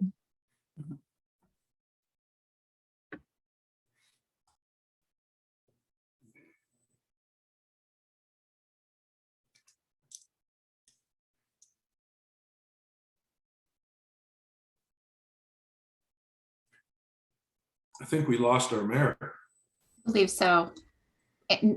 He passed the chair over to Wienko and then bugged out. I'll lift from the chair. Yeah, I don't have anything to add. I just want to mention that we've had the same problem at Gal Lake, and the township got in and took out boats and so on. So I have no problem with the volunteer process, but obviously I don't know how you move a car out of the woods voluntarily. So I'm sure the trailer can be broken up. I'm sure the outhouse can be broken up. I can see where there is garbage that can be handled by individuals. I can see that all being taken up by volunteers, but when it comes to heavy material like cars and so on, I guess it's going to remain there. I don't know, but okay. So where do you want to go with this? Do you want to defeat this? It seems to be an appetite for defeating it, but I think there has to be some action going forward with staff talking to the road association. And I think the road association meets once a year on Myers Lake. And so maybe at that point they can discuss it. And if there's an appetite for volunteerism, great. If they insist that it be done by township, I guess another report could be brought back to township with their opinion. But obviously we haven't talked to the road association, so we don't know where they want to go. Councillor Bocheck, you have something to say? Yeah, thanks, Acting Mayor Wienko, I guess you are. No. If they were able to get a car and trailers in there in 1960, I think with the advent of all the new technologies we have, anybody can get it out of there. That car did not fly in there. It was driven in there. Right? Yeah, and it can be dragged out. It can be dragged out with a ute. It can be dragged out with a track unit. It can be dragged out with anything. And for a construction company to go in and remove that, it's going to be 4 or 5 hours, and you're going to pay their labor rate of $1.50 an hour. So I think we really need to approach the public, see if they can do anything. Township will just say, yeah, do what you want.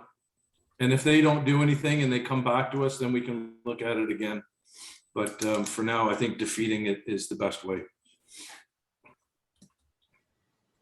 Okay, so do you have the resolution there, Julie, that you can read, or Karen, I guess? Do you have the resolution you can read?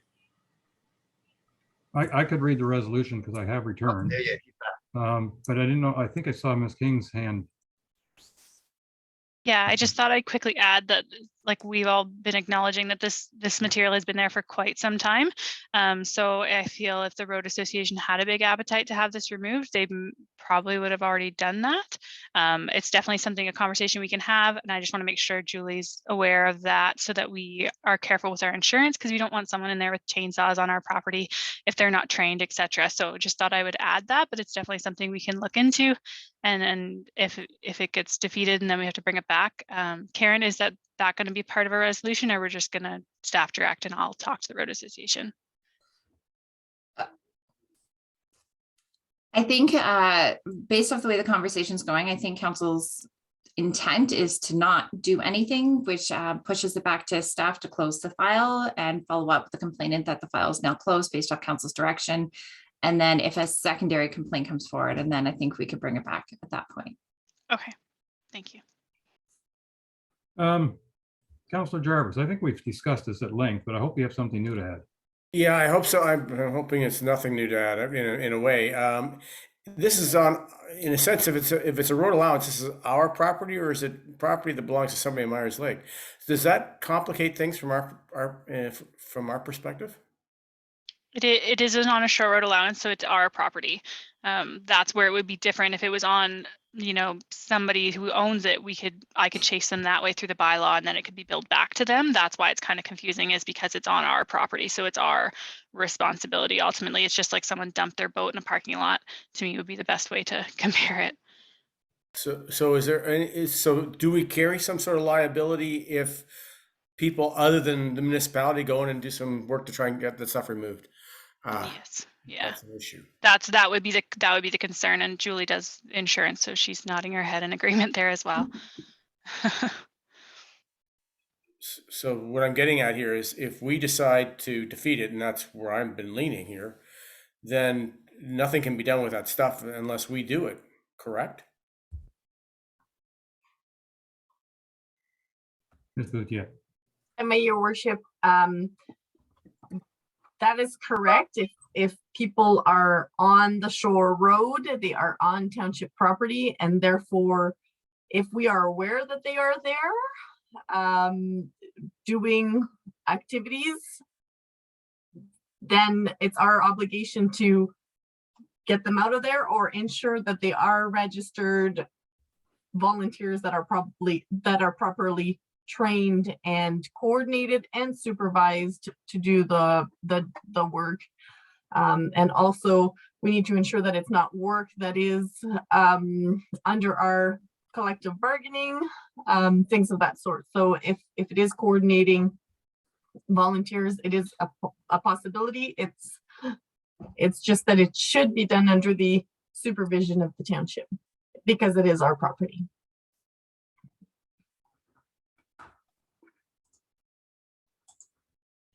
All right.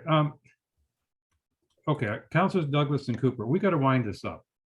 Because we're Okay, going fair into- enough. I agree. We need to wind it up. However, I'm just catching what you're saying here. I don't know why I was missing that, but this is actual township property, not crown. So that does make a difference. And I would suggest that we, at this point, just defeat it and look at it again next year for next year's budget. And that just keeps us clear of everything right now. That would be my suggestion. Councilor Cooper? Exactly the same. I'm repeating what I just heard, but let's defeat it. And frankly, if Myers Lake people decide to clean this up, let them clean it up, and we don't know anything about it. Thank you. All right. I have moved by Councilor Cooper, seconded by Councilor Douglas. Be it resolved that council directs staff to have the abandoned property removed and these removal costs be funded from the working reserve fund.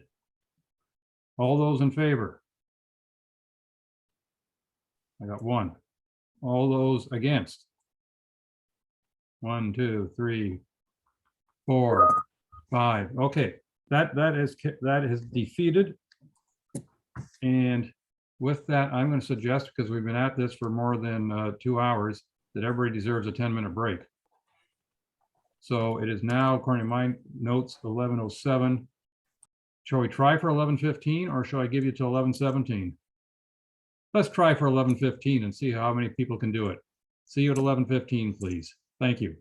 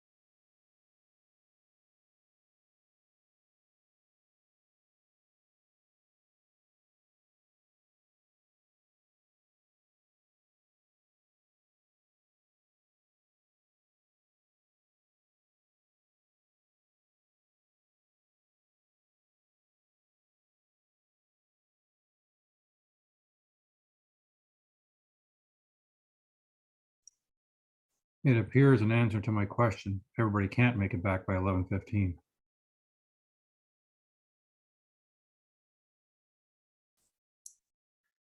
But we have quorum. Everybody's clock may be off by a minute or two. Yeah, I know. All of our clocks are run by satellite. Uh-oh. And my computer and my satellite run clock all say 11:17 at this point. But I don't think. My clocks are wind up. Oh, well. Just like you, Peter. Yeah. I do believe we do need the clerk in order to get this thing going again. Do they go cuckoo? And I'm hoping Mr. Sokash has returned. I'd be happy to share one of those with you, Brian. I already got one. I got one. Yeah, we still need our clerk.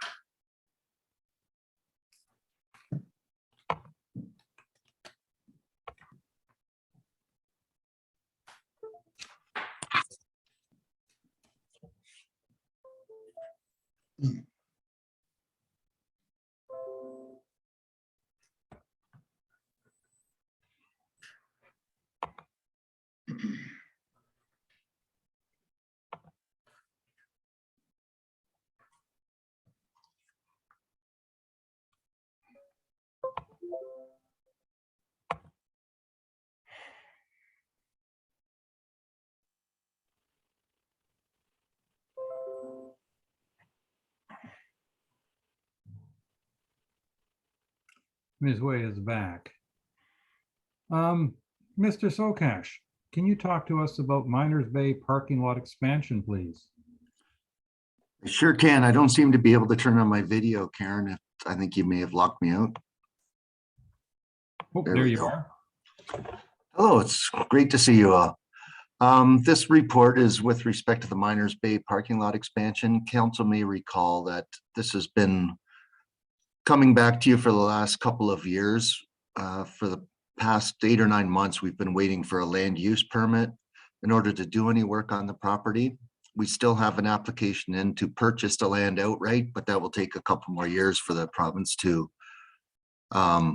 process. So we have received the land use permit, meaning that we are able to expand the parking lot. What we're asking for here is for additional funds for the consultant, being Tatham's, to complete the detailed design and issue the project for tender. We had about $200,000 in the budget for this, as well as another $200,000 for the expansion of the turnaround. I've discussed this with Councillor Douglas. And if the projects are going to cost more than budgeted, I believe she agreed that the parking lot expansion is more critical than the turnaround at the launch ramp. Construction prices are all over the place this year. We've issued a couple tenders that have come in well over budget. On this project, there seems to be a pretty healthy demand for blast rock. So it's difficult for us at this point to give you a pre-tender estimate because the prices are just all over the place. So at this point, we're asking for an additional $18,500 to have Tatham's complete the detailed design and issue a tender. All right, thank you very much. For your information, the resolution in front of me is moved by Councillor Hazelton, second by Councillor Yanko. Be it resolved that council direct staff to award a contract for the completion of the detailed design and tendering of the Miners Bay parking lot expansion in the amount of $18,500 plus HST, funded by the budgeted project carryover reserve. Councillor Douglas, you're going to lead off the discussion, followed by Councillor Bocheck, please. Thank you. Brad, just a question on the use of the land that has been approved. I was under the impression that we were applying for that not only for the expansion of the parking lot, but also for parking, but but also to accommodate the possible use for garbage bins, like a garbage bin site there at the back. Am I correct in that? Through the mayor, I hate to say no, but I think you're incorrect. We had discussed this with the district. The area they were and I guess are looking at for moving the garbage bins is near the radio tower at the front, which is near the road. As such, we don't need to acquire that property. That's already in our possession. Oh, okay, all right, well, that's fine, because that's a better area. I would agree with that. If I may just carry on that vein, I know that you and I have had discussions about this roundabout at the front. Would any of this cover what we're talking about today, cover what we had discussed about sorting out that road area there and widening it, not the roundabout, but just widening, or is that a whole different discussion? Through the mayor, that's a different discussion, and subsequent to our talks, I have asked the roads people to go out and look at it, but it will be a couple days still. Yeah, that's fine. Okay, thanks for that, Brad. Thank you. Councillor Bocheck, followed by Councillor Cooper, please. Brad, you've come to us, thank you, Mr. Mayor. Brad, you've come to us today asking for additional funds for this project for continued consulting and engineering through Tatham's. Can you tell us to date what you've paid Tatham's to get us to this point? Because basically what we're talking about here is drilling holes, blasting a rock and filling it in with stone. I don't see how there's that much engineering and that much consulting where we have to spend another 18,000 on consulting. It's just a blow the top off a rock and fill it up with stone and make a parking lot. So Brad, can you tell us what we've paid out to Tatham so far? And so I can get an idea of how much we're paying for a consultant to tell us how to make a flat parking lot.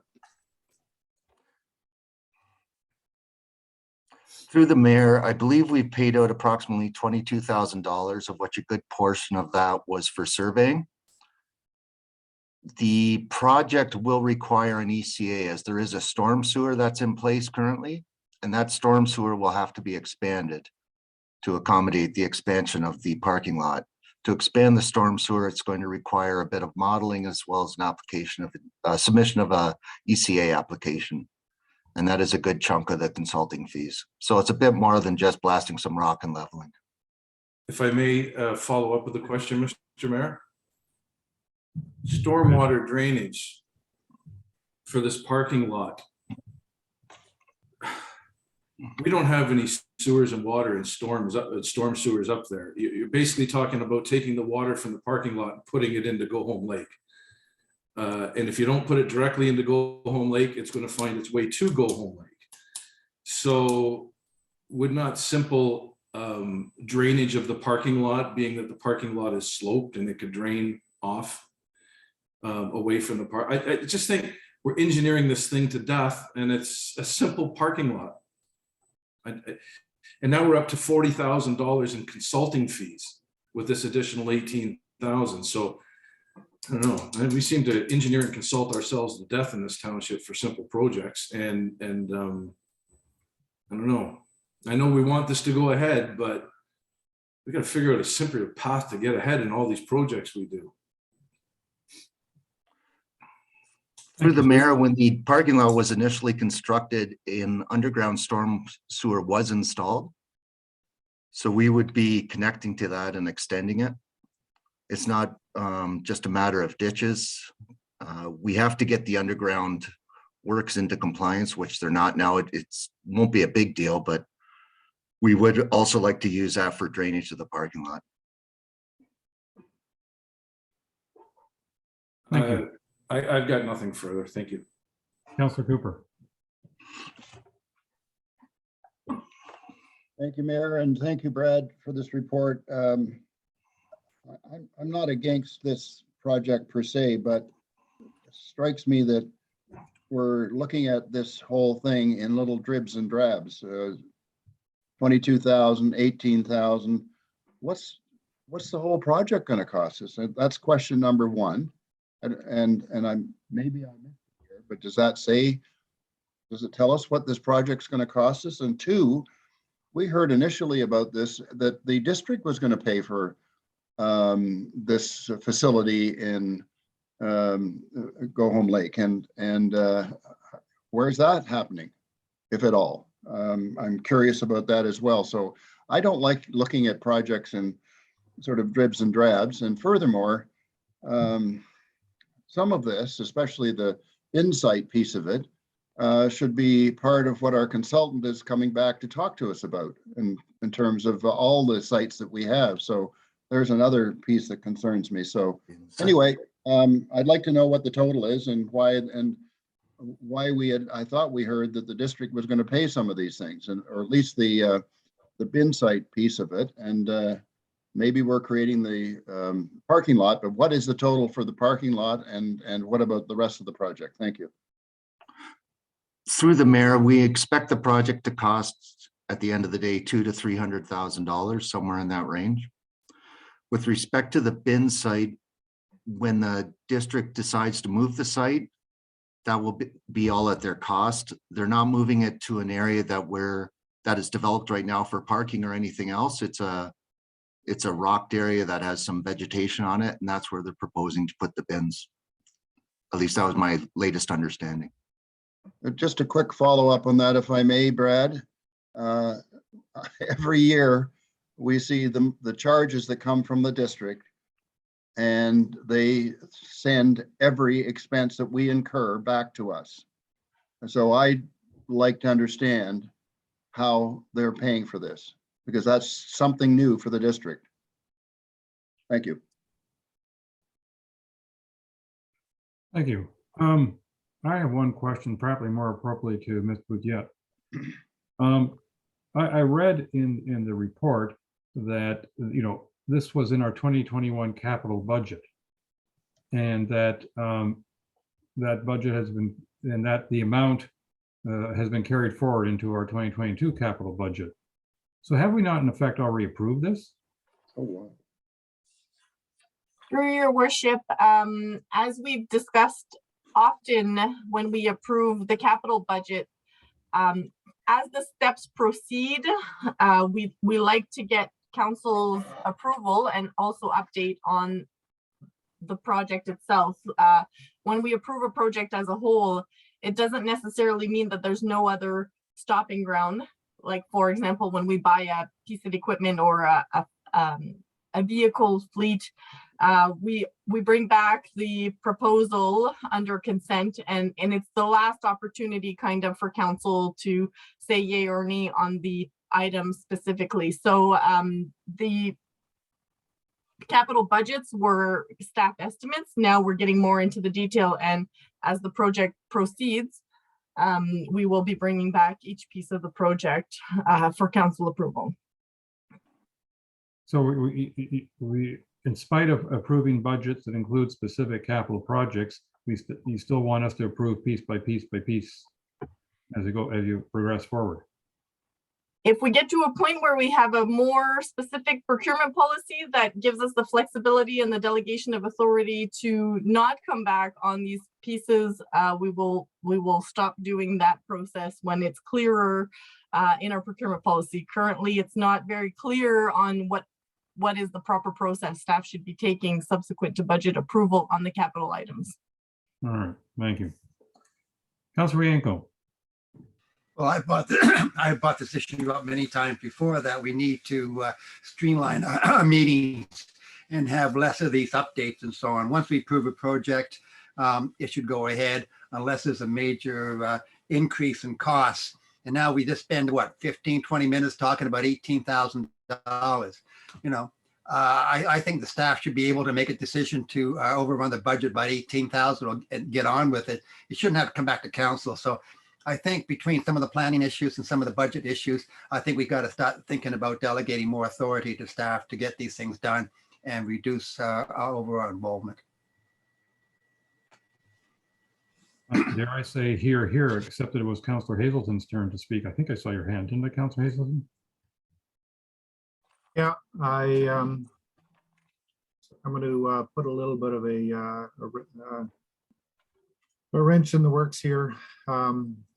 I think that what we're doing here is incremental projects that we're missing the big picture. And the big picture is Go Home Lake needs a solution for waste. Go Home Lake needs more parking. And we have already heard that manned transfer sites are essentially cost prohibitive. And so my concern is we keep whittling away little dollars here, little dollars there, seemingly not significant dollars. But as Mr. Sokash just told us, you know, the project after this next design phase is going to cost, I don't know, $200,000, $300,000, not an insignificant amount of money. And one of the things that we have observed here in Honey Harbor is that where parking and waste transfer bins are managed by a marina, there's a lot more control over them. And I think that a strategy that we're missing here, my opinion only, but a strategy we're missing here is an opportunity to work with the township, work with MNRF, and perhaps the private sector to look after expanding parking lots where the private sector can look after collecting funds for it to recover capital costs that might be incurred to build them, and could also be in a position to be essentially the custodian of waste transfer bins in the future. Because what I think we're doing here is we are building gradually, nibbling away. We're essentially building a third transfer site for the township that will have to be manned by the district and will cost our township a fortune. So I'm very concerned about that. Thank you. My understanding from this agenda item is that the transfer station is not being discussed. It's expanding of the parking lot. And what I am a little frustrated with, and I'm not blaming individuals, but we discussed this parking lot at length. I don't know whether it was a year ago or 18 months ago or when it was. And I thought it was a very good discussion because we talked about possibly, you know, charging a fee for parking there and setting up machinery a little bit like what's in Port Severn. We talked about the expansion.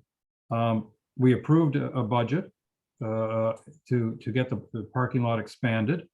And now we have an item in front of us that simply is a step in getting that parking lot done. And we are in danger of discussing for the next hour something that we discussed a year and a half ago, or when I don't know when the original discussion was. I apologize. Where we'd already made a decision. So as per Councillor Wienko, we got to set up a procedure where we make the decision, difficult or otherwise, and then let staff implement. And I just feel here that, and this is not taking away from the importance or validity of any of the comments made, but rather many of these comments were made already. Anyway, my little editorial and encouragement for us, if we need to update our procurement policy or something else, I think we should, but it doesn't make sense for council to discuss something that they've already decided upon, in my opinion. And Ms. Boutiette, you're going to counter me. Through your worship, I was just corrected that the reason this is being brought forward is for sole sourcing, which because Tatham did the surveying, they are in a better, more efficient position to be doing the next phase of the project. And our procurement policy does state that anything that is sole source needs council approval. So this is why this is before you today. However, if I may, if we would add another $10,000 to the resolution, we would have sufficient funds to get the project that would contain all of the engineering costs for the entirety of the project, and this would not be coming forward for the engineering cost in the future. I appreciate that explanation, but I don't recall seeing it in the report that this was a sole sourcing issue. Maybe I totally missed it.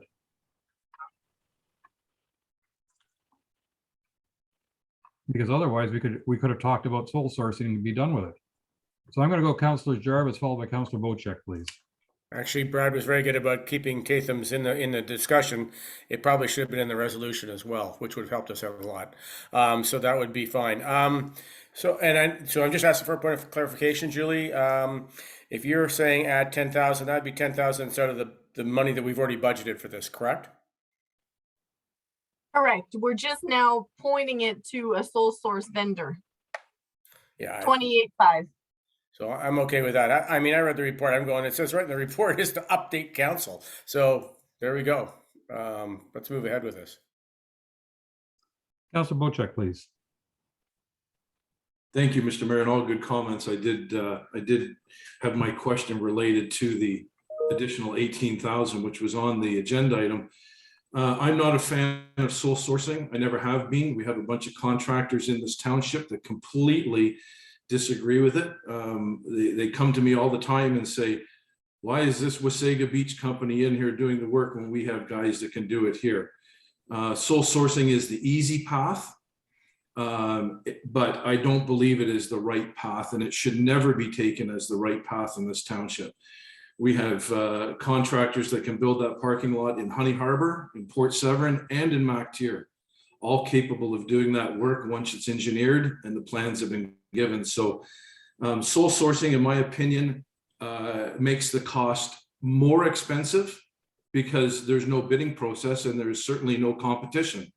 The company can dictate what they're going to charge us in sole sourcing. So Councillor Bocheck. If this is going to end up being, as Julia said, a sole sourcing instead of an increase in the budget, then no. Councillor Bocheck, this is for sole sourcing the engineer, not the actual work. That hasn't gone out to tender yet. I stand corrected, and I agree that we keep the same engineering company. You're not going to give them half the job and then take it away. That's ridiculous. But my understanding was by the comment that it was going to be the project was going to be sole sourced. And Brad, can you confirm to me that that's the case? Through the mayor, that is correct. Thank you. Okay. I still am trying to find the words sole source in the report, and if somebody can tell me where it is, I would appreciate it. Because I think we went off on a tangent here because we didn't understand why we were doing this. Through the mayor, I believe that is my mistake. That should have been the first line of the report. I'm feeling much better now. Thank you, sir. Yeah, I sort of apologize. in the analysis is how I took it there, Mr. Mayor. Okay. Anyway, so is the resolution appropriate then, given that the resolution itself doesn't talk about sole sourcing or Tatham or anything like that? It just simply says, right now, the resolution reads, moved by Councillor Hazelton, seconded by Councillor Wienko. Be it resolved that council directs staff to award a contract for the completion of the detailed design or tendering of the Miners Bay parking lot expansion in the amount of $18,500 plus HST, funded by the budget project carryover reserve. Ms. Boutiette. Yes, through your worship, if we could add the words to award to sole source to that Tatham Engineering a contract, that would be great. And do you want at the same time that we're modifying this to in an amount up to 28,500 now? Is that what I'm hearing? Yes.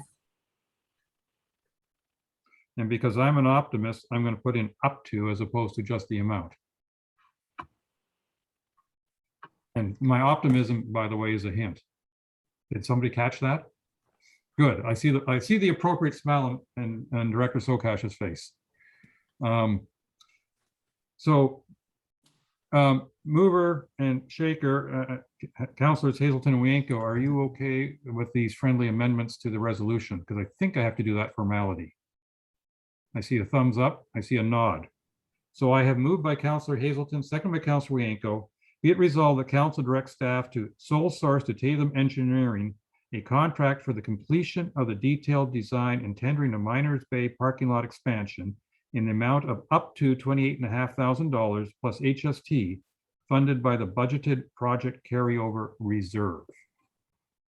Councillor Bocheck. Would that word not say an additional 28,000? Or is that 28,000 including the 22,000 we've already paid them? Right. Resolution isn't clear to me. Madam CAO. Through your worship, the other resolution's already been approved and it's in the past and it's been enacted on. So I don't believe we have to use the word additional, but if it would clarify for you, Councillor Bocheck, we could add that word in. I think it's clarity for our constituents, for our public to know that this is in addition to what we've already paid out, not a total. Well, so I would is this, appreciate it. Yeah, is this resolution to expand the budget or just allow you to sole source a portion of the budget?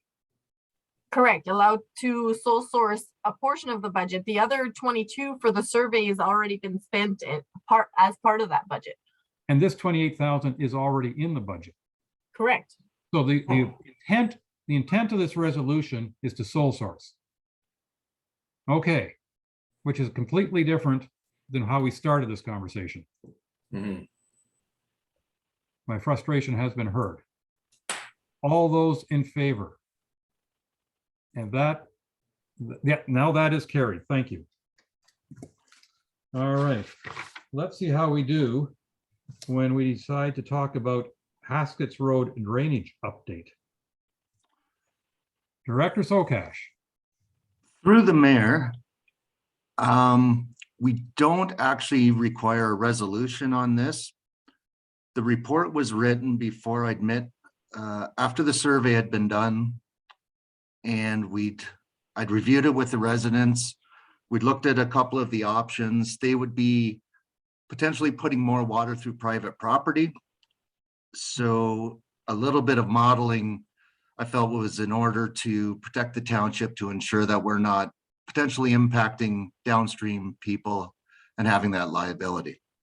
So I had a quick meeting on site with Tatham's, asked them for a quote for this report, and the quote was only $2,000.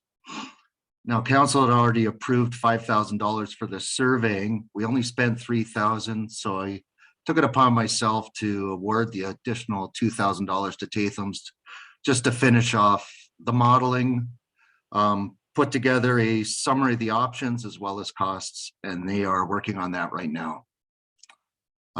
Therefore, this report isn't really needed at this time. I think that my immediate reaction is nicely done. And I'll ask one question.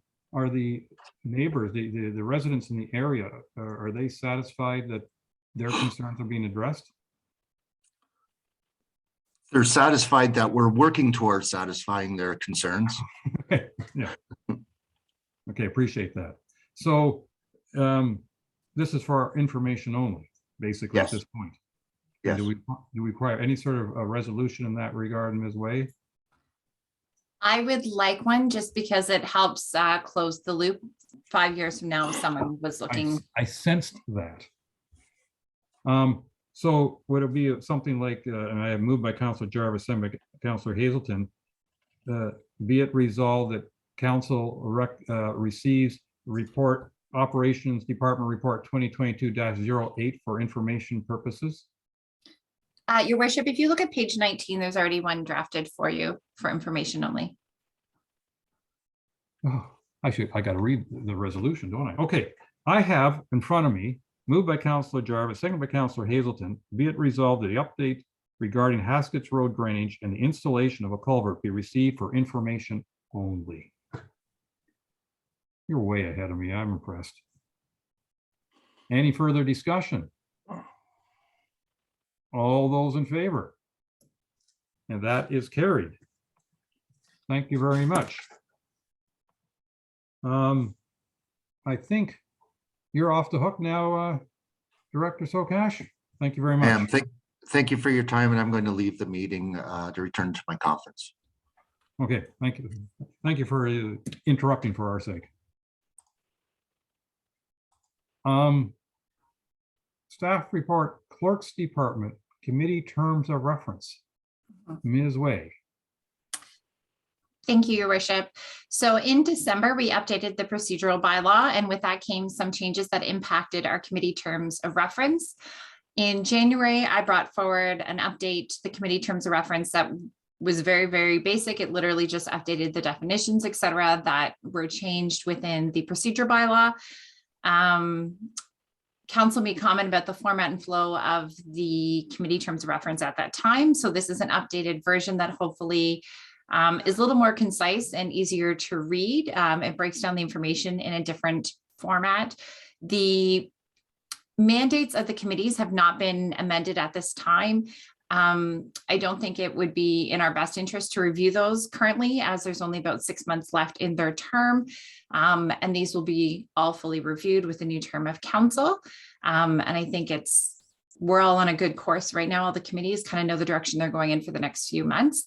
So that is the update. If you have any questions, I'd be happy to speak to them. But as a whole, I would appreciate if the policy could be approved. All right, thank you very much. And wait a minute here, did I lose?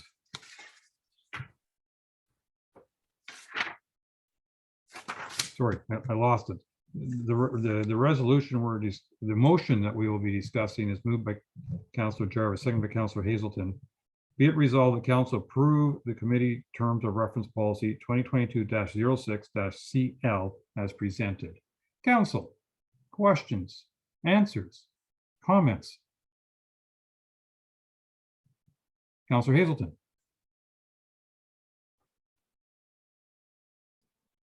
I wanted to just get some clarification on a few points here.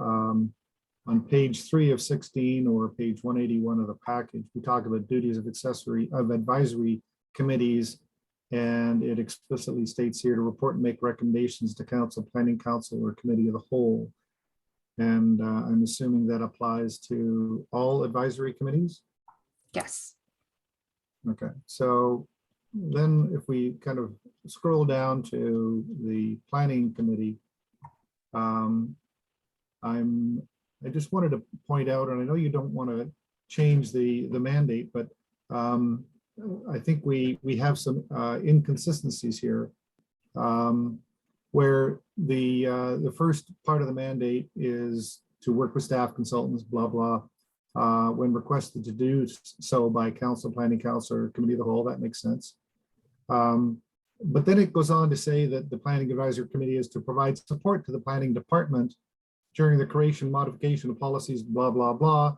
But the mandate or the direction, if you will, that you just agreed to a minute ago is the planning advisory committee, or any advisory committee, is to report to council, planning council, or committee of the whole. And so, so here we have a situation where council, planning council, or committee of the whole is going to send topics to the planning advisory committee, and the planning advisory committee, assuming that normal things take place, the committee will review these topics that are being assigned to them, and they may seek some assistance just from different areas of staff, such as the planning department and others, but they also are there to report back to via resolution to council, committee of the whole, or whatever. I think this, what previously was the role paragraph, seems to suggest that the committee is there to provide support to the planning department, when in fact, I think the real intent here is council directs topics to the planning advisory committee. The planning advisory committee reviews the topics, discusses them, may seek some assistance from staff or may not. Quite clearly, when we look at the caliber of people we have on the planning committee, they're actually more senior than the staff. And so I think that that this previous role paragraph, which you've crossed out in the word role, but we've left the text, I think that is actually inconsistent with what the real intent is of the planning committee, and I would like to see that corrected as we're looking at it here. Ms. Way, where'd you go? There you go. You moved on my screen, sorry. I understand what you're saying about some of the inconsistencies. I personally wouldn't have worded it this way to start with, but this is the document that I've inherited. This is how council first approved this document to be worded. So when the Planning Advisory Committee was formed, this was the verbiage that was produced at that time. I think I understand your interpretation, but I don't think it's really changing how we're functioning. Providing support, I think, is meant to be that providing that feedback, that professional experience through the committee process. That doesn't mean that, you know, someone's coming into and telling staff what to do. That in no way, I think role was a bad choice of words from the start. But I think it's still following the same process. The topics still come down from council. Staff prepare an agenda with the chair. And those draft policies, those draft bylaws, regulations, whatever the topic may be, gets reviewed at that committee. And it's that support of the committee that is providing that support to the staff members. And what is cumulatively discussed and determined at those meetings, those resolutions then go back to council for review and approval. Can I ask a question? If the word support was replaced with the word input, would that be any clearer? Or I think you've touched on the magic that I'm working towards here, because the committee, in my opinion, the committee is to consider input from the planning department during the creation, modification, blah, blah, blah. So I think words are important.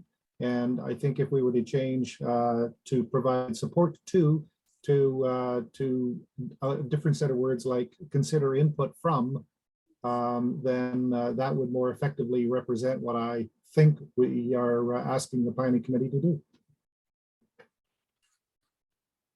Councillors, so I'll go to Ms. Boutiette, followed by Councillors Cooper and Jarvis, please. Thank you, Your Worship. And I'm just learning when to step in. I believe there's caution that needs to be taken when when council speaks about staff, and you know, the assumption that staff is not the subject matter expert and years of seniority.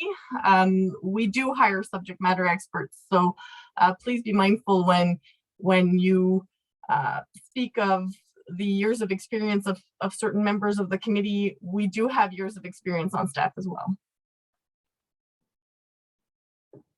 Thank you. Councillor Cooper, please, followed by Councillor Jarvis. Thank you. And I had also sort of read some of this and came to the similar conclusion that I think it was very clear the intent from council that the planning committee, advisory committee, was to respond to various issues and consider them and then come back to council. And I think this is a little bit ambiguous in terms of the language regarding staff. And so I just think it's important to be clear, and I don't think it's as clear as it could be, and it wouldn't be that difficult to change a word or two. So and regardless, excuse me, I think we need to take advantage of a very sound committee that we have. Nothing against our staff whatsoever, other than let's make sure we take advantage of the talent available to us. So I'd like to add that. Thank you. Councillor Jarvis, followed by Councillor Bocheck. There was not a hands up. That was a thumbs up to Councillor Hazelton's wording recommendation, along with and supporting what you were saying as well, Mr. Mayor. I think we just need to change the words a bit. As Councillor Hazelton has said, though, words are important, and we do need to make that. I think that clarification is necessary with respect to the planning committee. Thank you. Councillor Bocheck. Thank you, Mr. Mayor. And originally, when the planning committee was reenacted, it was against the will of council. I was the one that brought the motion forward. I worked with the CAO to get the wording of terms of reference to what it is in order that council would approve it. Because when I tried to get this committee going in 2015, Many councillors came and said, not a chance we're getting this thing going again. It's a nightmare. And we worded the terms of reference so it wouldn't be a nightmare, and that the committee could get reenacted and do the job that it was set out to do. And the way to control the committee so that it didn't end up what it was 3 terms ago was to put rules in place that dictated what the committee's responsibilities were. I think if we change the wording, we're changing the intent of the committee. And I'm not sure that it's just a matter of changing a couple of words in the terms of reference. I think if we're going to change the wording in the terms of reference to change the view or how we move forward with this committee, I think there needs to be a lot of thought put towards it and not just a discussion by council and approve it. I think the wording needs to be looked over extremely close to see we don't get ourselves back in a position where we were in 2012 when this committee was dissolved and was never to rear its head once again. The only way I got this committee reinstated was with the wording that's in this terms of reference, so that the councillors that were going to vote against it would agree to vote for it so we could get this committee back up and running. So that's only my input, and I'm sure that we're going to have a resolution eventually that's going to dictate whether we want to change the direction that this committee goes in, because any word changes will change the direction and the input coming back. So I warn everyone that there was a lot of thought put forward to this, and the reason the rules are what they are is so I could even get a committee reinstated, because this committee was not going to happen. It was going to get turned down under any other conditions.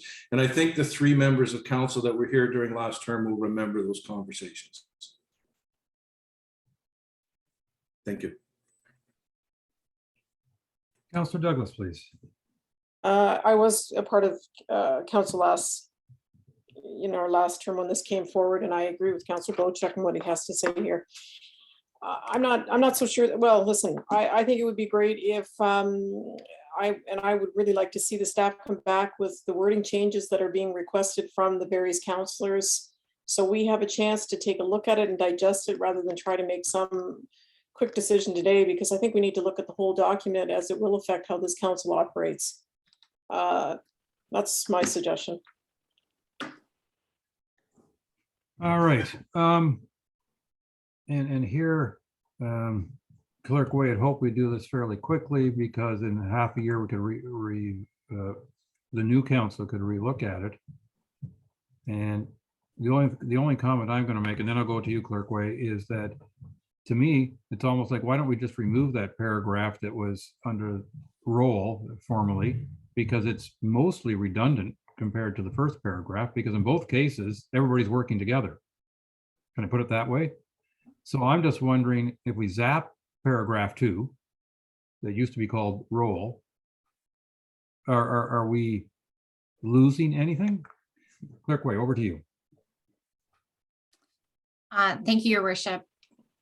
I can appreciate some of my members want to have a full review.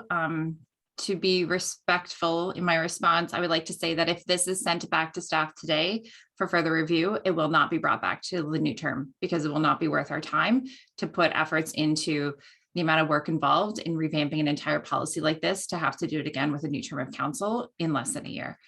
I think we all understand what the intent is. The planning committee has been operating fairly efficiently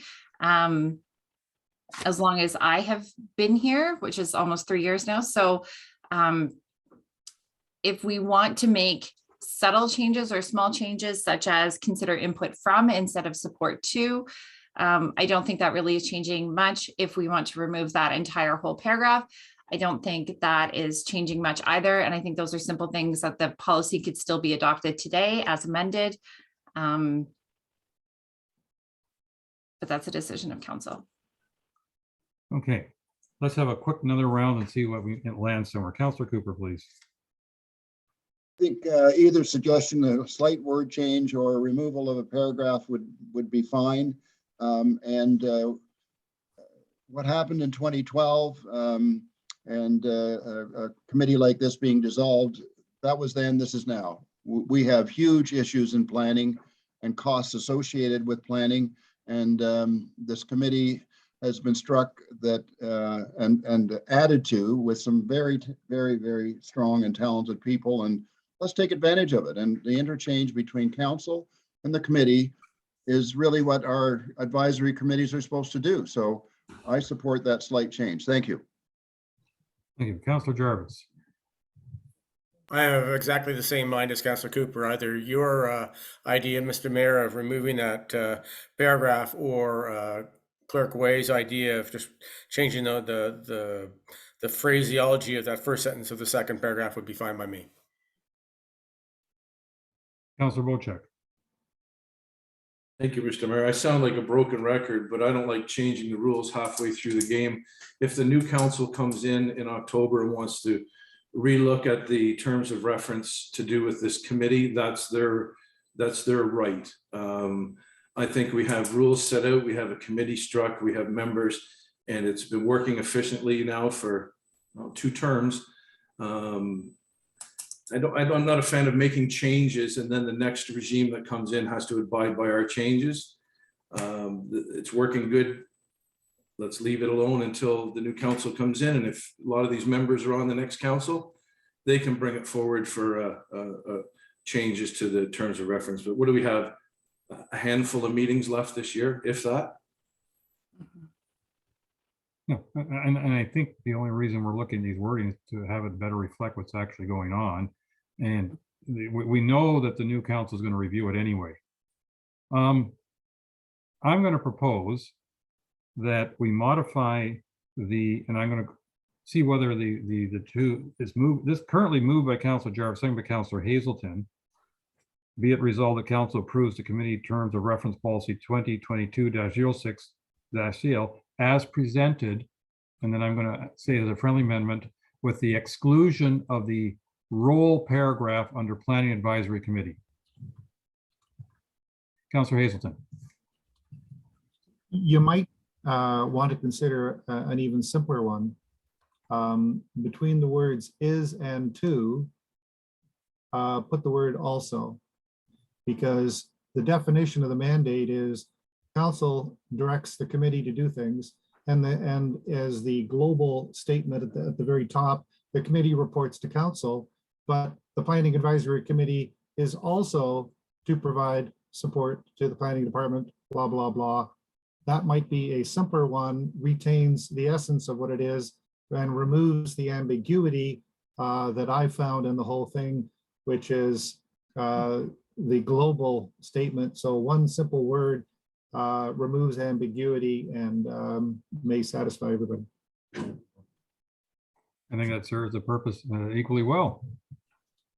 Okay, so it is presented with the addition of the word also in the second paragraph of the first line of the second paragraph of the Planning Advisory Committee report section, rather.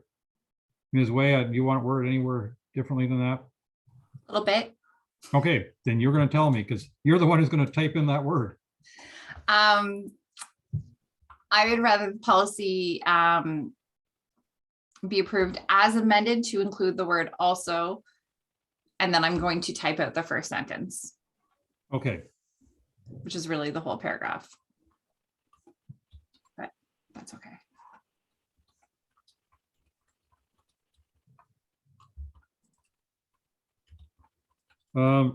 Councilors Jarvis and Hazelton, will you accept that as a friendly amendment? Okay, so moved by Councilor Jarvis, second by Councilor Hazelton, be it resolved that the council approves the Committee of Terms of Reference Policy 2022-06-CL as amended to include the word also in the second paragraph of the Planning Advisory Committee section, which Ms. Way will type out in better detail. All those in favor? Then let's consider it done. That's carried. Thank you very much. Okay. Under new business, we have waste management updates. Ms. Boutiette, did you want to just give us an update on conversation with the consultant and what progress is or isn't being made? Absolutely. Thank you. And through you, your worship. So far, I'm currently looking at the work plan that was provided by the Hutchinson Environmental Sciences. They have had their first meeting with the district, which I hear went well. I was not able to attend. And they will work together on the GIS pieces. From what I can tell, they will be working both with the district GIS folks and also the Hutchinson environmental GIS experts. So they've been granted access to the Township of Georgian Bay's GIS system that we get through the district. So that's gonna function properly. They've drafted the survey for the marinas. It was circulated to council and they've gotten the go-ahead to move forward to do that before the marinas get busy at the end of April and early May. And that's where we are at the moment. So next steps are in line with the work plan in the proposal. Things are moving ahead is what you're basically saying. Excellent. Yes. Any comments or questions, council? I know about you, but I'm anxious to see some reports coming in. No, we're not quite there yet. All right. Okay, thank you very much. Next on our list is to pass some bylaws. So the okay, we'll get those out of the way. So the first resolution I have is moved by Councillor Cooper, second by Councillor Douglas. Be it resolved that council adopt bylaw 2022-029, being a bylaw to establish and appoint the Muskoka Compliance Audit Committee. And I believe this is something that you presented to us during COW or something last time, or we had this before us at some point, I thought, or maybe it's just you told me. This is something that district requires us to do.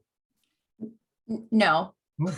Okay, you better correct me because then I'm getting stories mixed up. You and I did have a conversation about this, correct? Which is probably why you feel like it's come forward before. So the Municipal Elections Act requires each municipality to appoint a compliance audit committee in the case that there is an appeal against any of the financial statements submitted by candidates or third-party advertisers. There is not much control or leeway we have in this committee, but we do it jointly across all of Muskoka.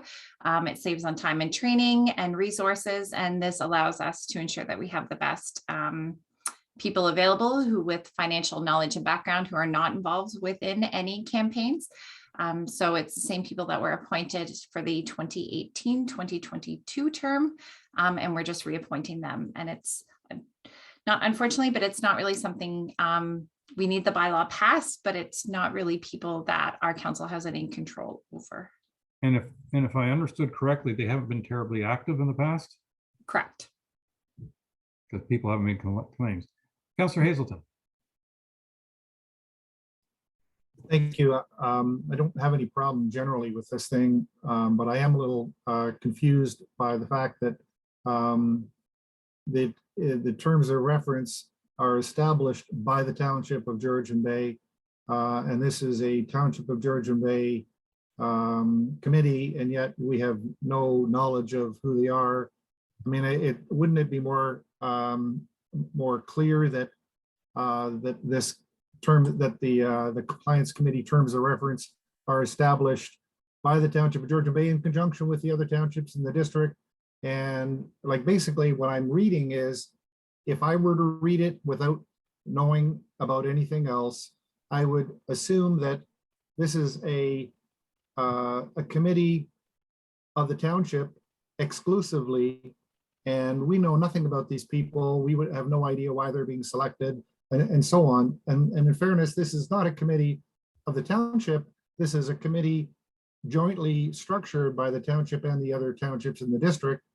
And I would think that we would want to be a little bit more clear about that, because I'm uncomfortable voting on something where I have no idea what the terms of reference are, no idea who the people are, et cetera. So if it's just a township, then I'm uncomfortable. But if it's verbalized as in conjunction with these other townships, I'm okay with it. I think you should read the last whereas in the proposed bylaw, where it says, whereas the towns of Gravenhurst, Bracebridge, Huntsville, the townships of Georgian Bay, Muskoka Lakes, and Lake Bay, and the District of Muskoka deem it necessary to establish terms of reference for the Joint Compliance Audit Committee for all of Muskoka. I get that, but you transition from a whereas clause to a now therefore an act, and none of that is carried forward. Ms. Way.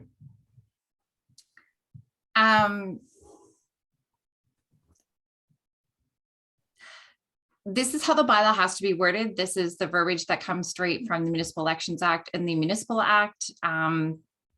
If you go through all the wording of the bylaw, it is quite clear. Even if we weren't doing this jointly, council still would not have control over who the members are. This isn't for you as candidates or potential candidates, as politicians, to pick who these people are. So this is always done by clerk staff. So even if we didn't have a joint committee and this was only done by the township, you still wouldn't have control over who these people are. The terms of reference are straightforward, consistent. There's not much leeway for us to have. It's a very structured process.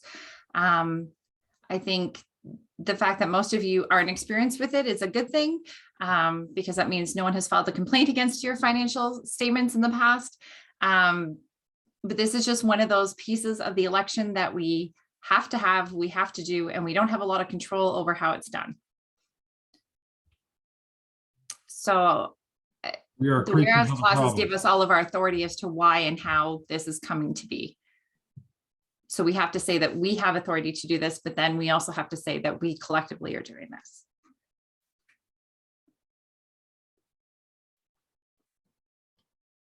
Okay, any further comment, Councillor Hazelton? Only that I'm uncomfortable with the ambiguous language and would like to see it more clear, but I'm not going to get in the way of whatever has to happen. Councillor Bocheck, did I see your hand? Sorry, Mr. Mayor, just a quick question of our clerk, and it may be unrelated, and if it is, just tell me to shut up and stop. But we find that a lot of the election expenses are not by the candidates, but by third parties. Are they under some sort of rule as well, too, as far as being accountable? Yep, certainly. So this Compliance Audit Committee would investigate complaints filed against the candidates' financial statements, as well as the third-party advertisers. So any registered third-party advertiser has to follow very, very similar rules. Their limits are a little bit different how they get calculated, but overall, they have to file the same, financial statements. They have the same amount of time to collect funds and campaign, and they're subject to the exact same scrutiny through the Compliance Audit Committee as a candidate would be. And they have to be a registered third party, correct? Correct. Yes, Thank they you. do. Yeah. Thank you. I guess it wasn't unrelated. No, it wasn't random related.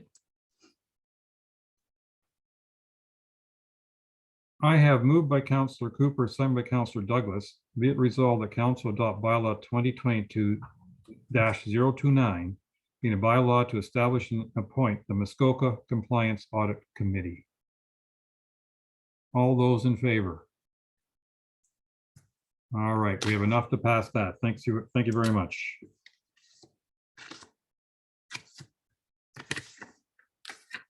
Oops, the next one I have in front of me. Mr. Mayor, Yes, please. just out of curiosity of our clerk, what would happen if we defeated the motion? Ooh, troublemaker. Then I would bring it back again. You have to pass one by, I think it's like October 1st or something. Yeah, okay. You're obligated to pass it. It's Right. one of those. It's one of those. We are creatures of the province, yes. Mhm. So why do they even bother with this step? Yeah. I mean, Don't know. It's one of the Who things are- I got to check off my list of things I've who are done. these lawyers or bureaucrats to make these things more complicated than they have to be. That's All right. I have moved by Councillor Wienko, seconded by Councillor Douglas. Be it resolved, the council adopt bylaw 2022-030, being a bylaw to provide for the regulation and prohibition of noise that may or is likely to disturb the public peace and for the prevention of public nuisances in the township of Georgian Bay.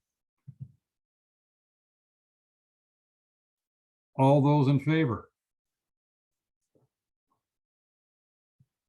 I got at least 5, 6 hands, so that means that has passed. Thank you very much.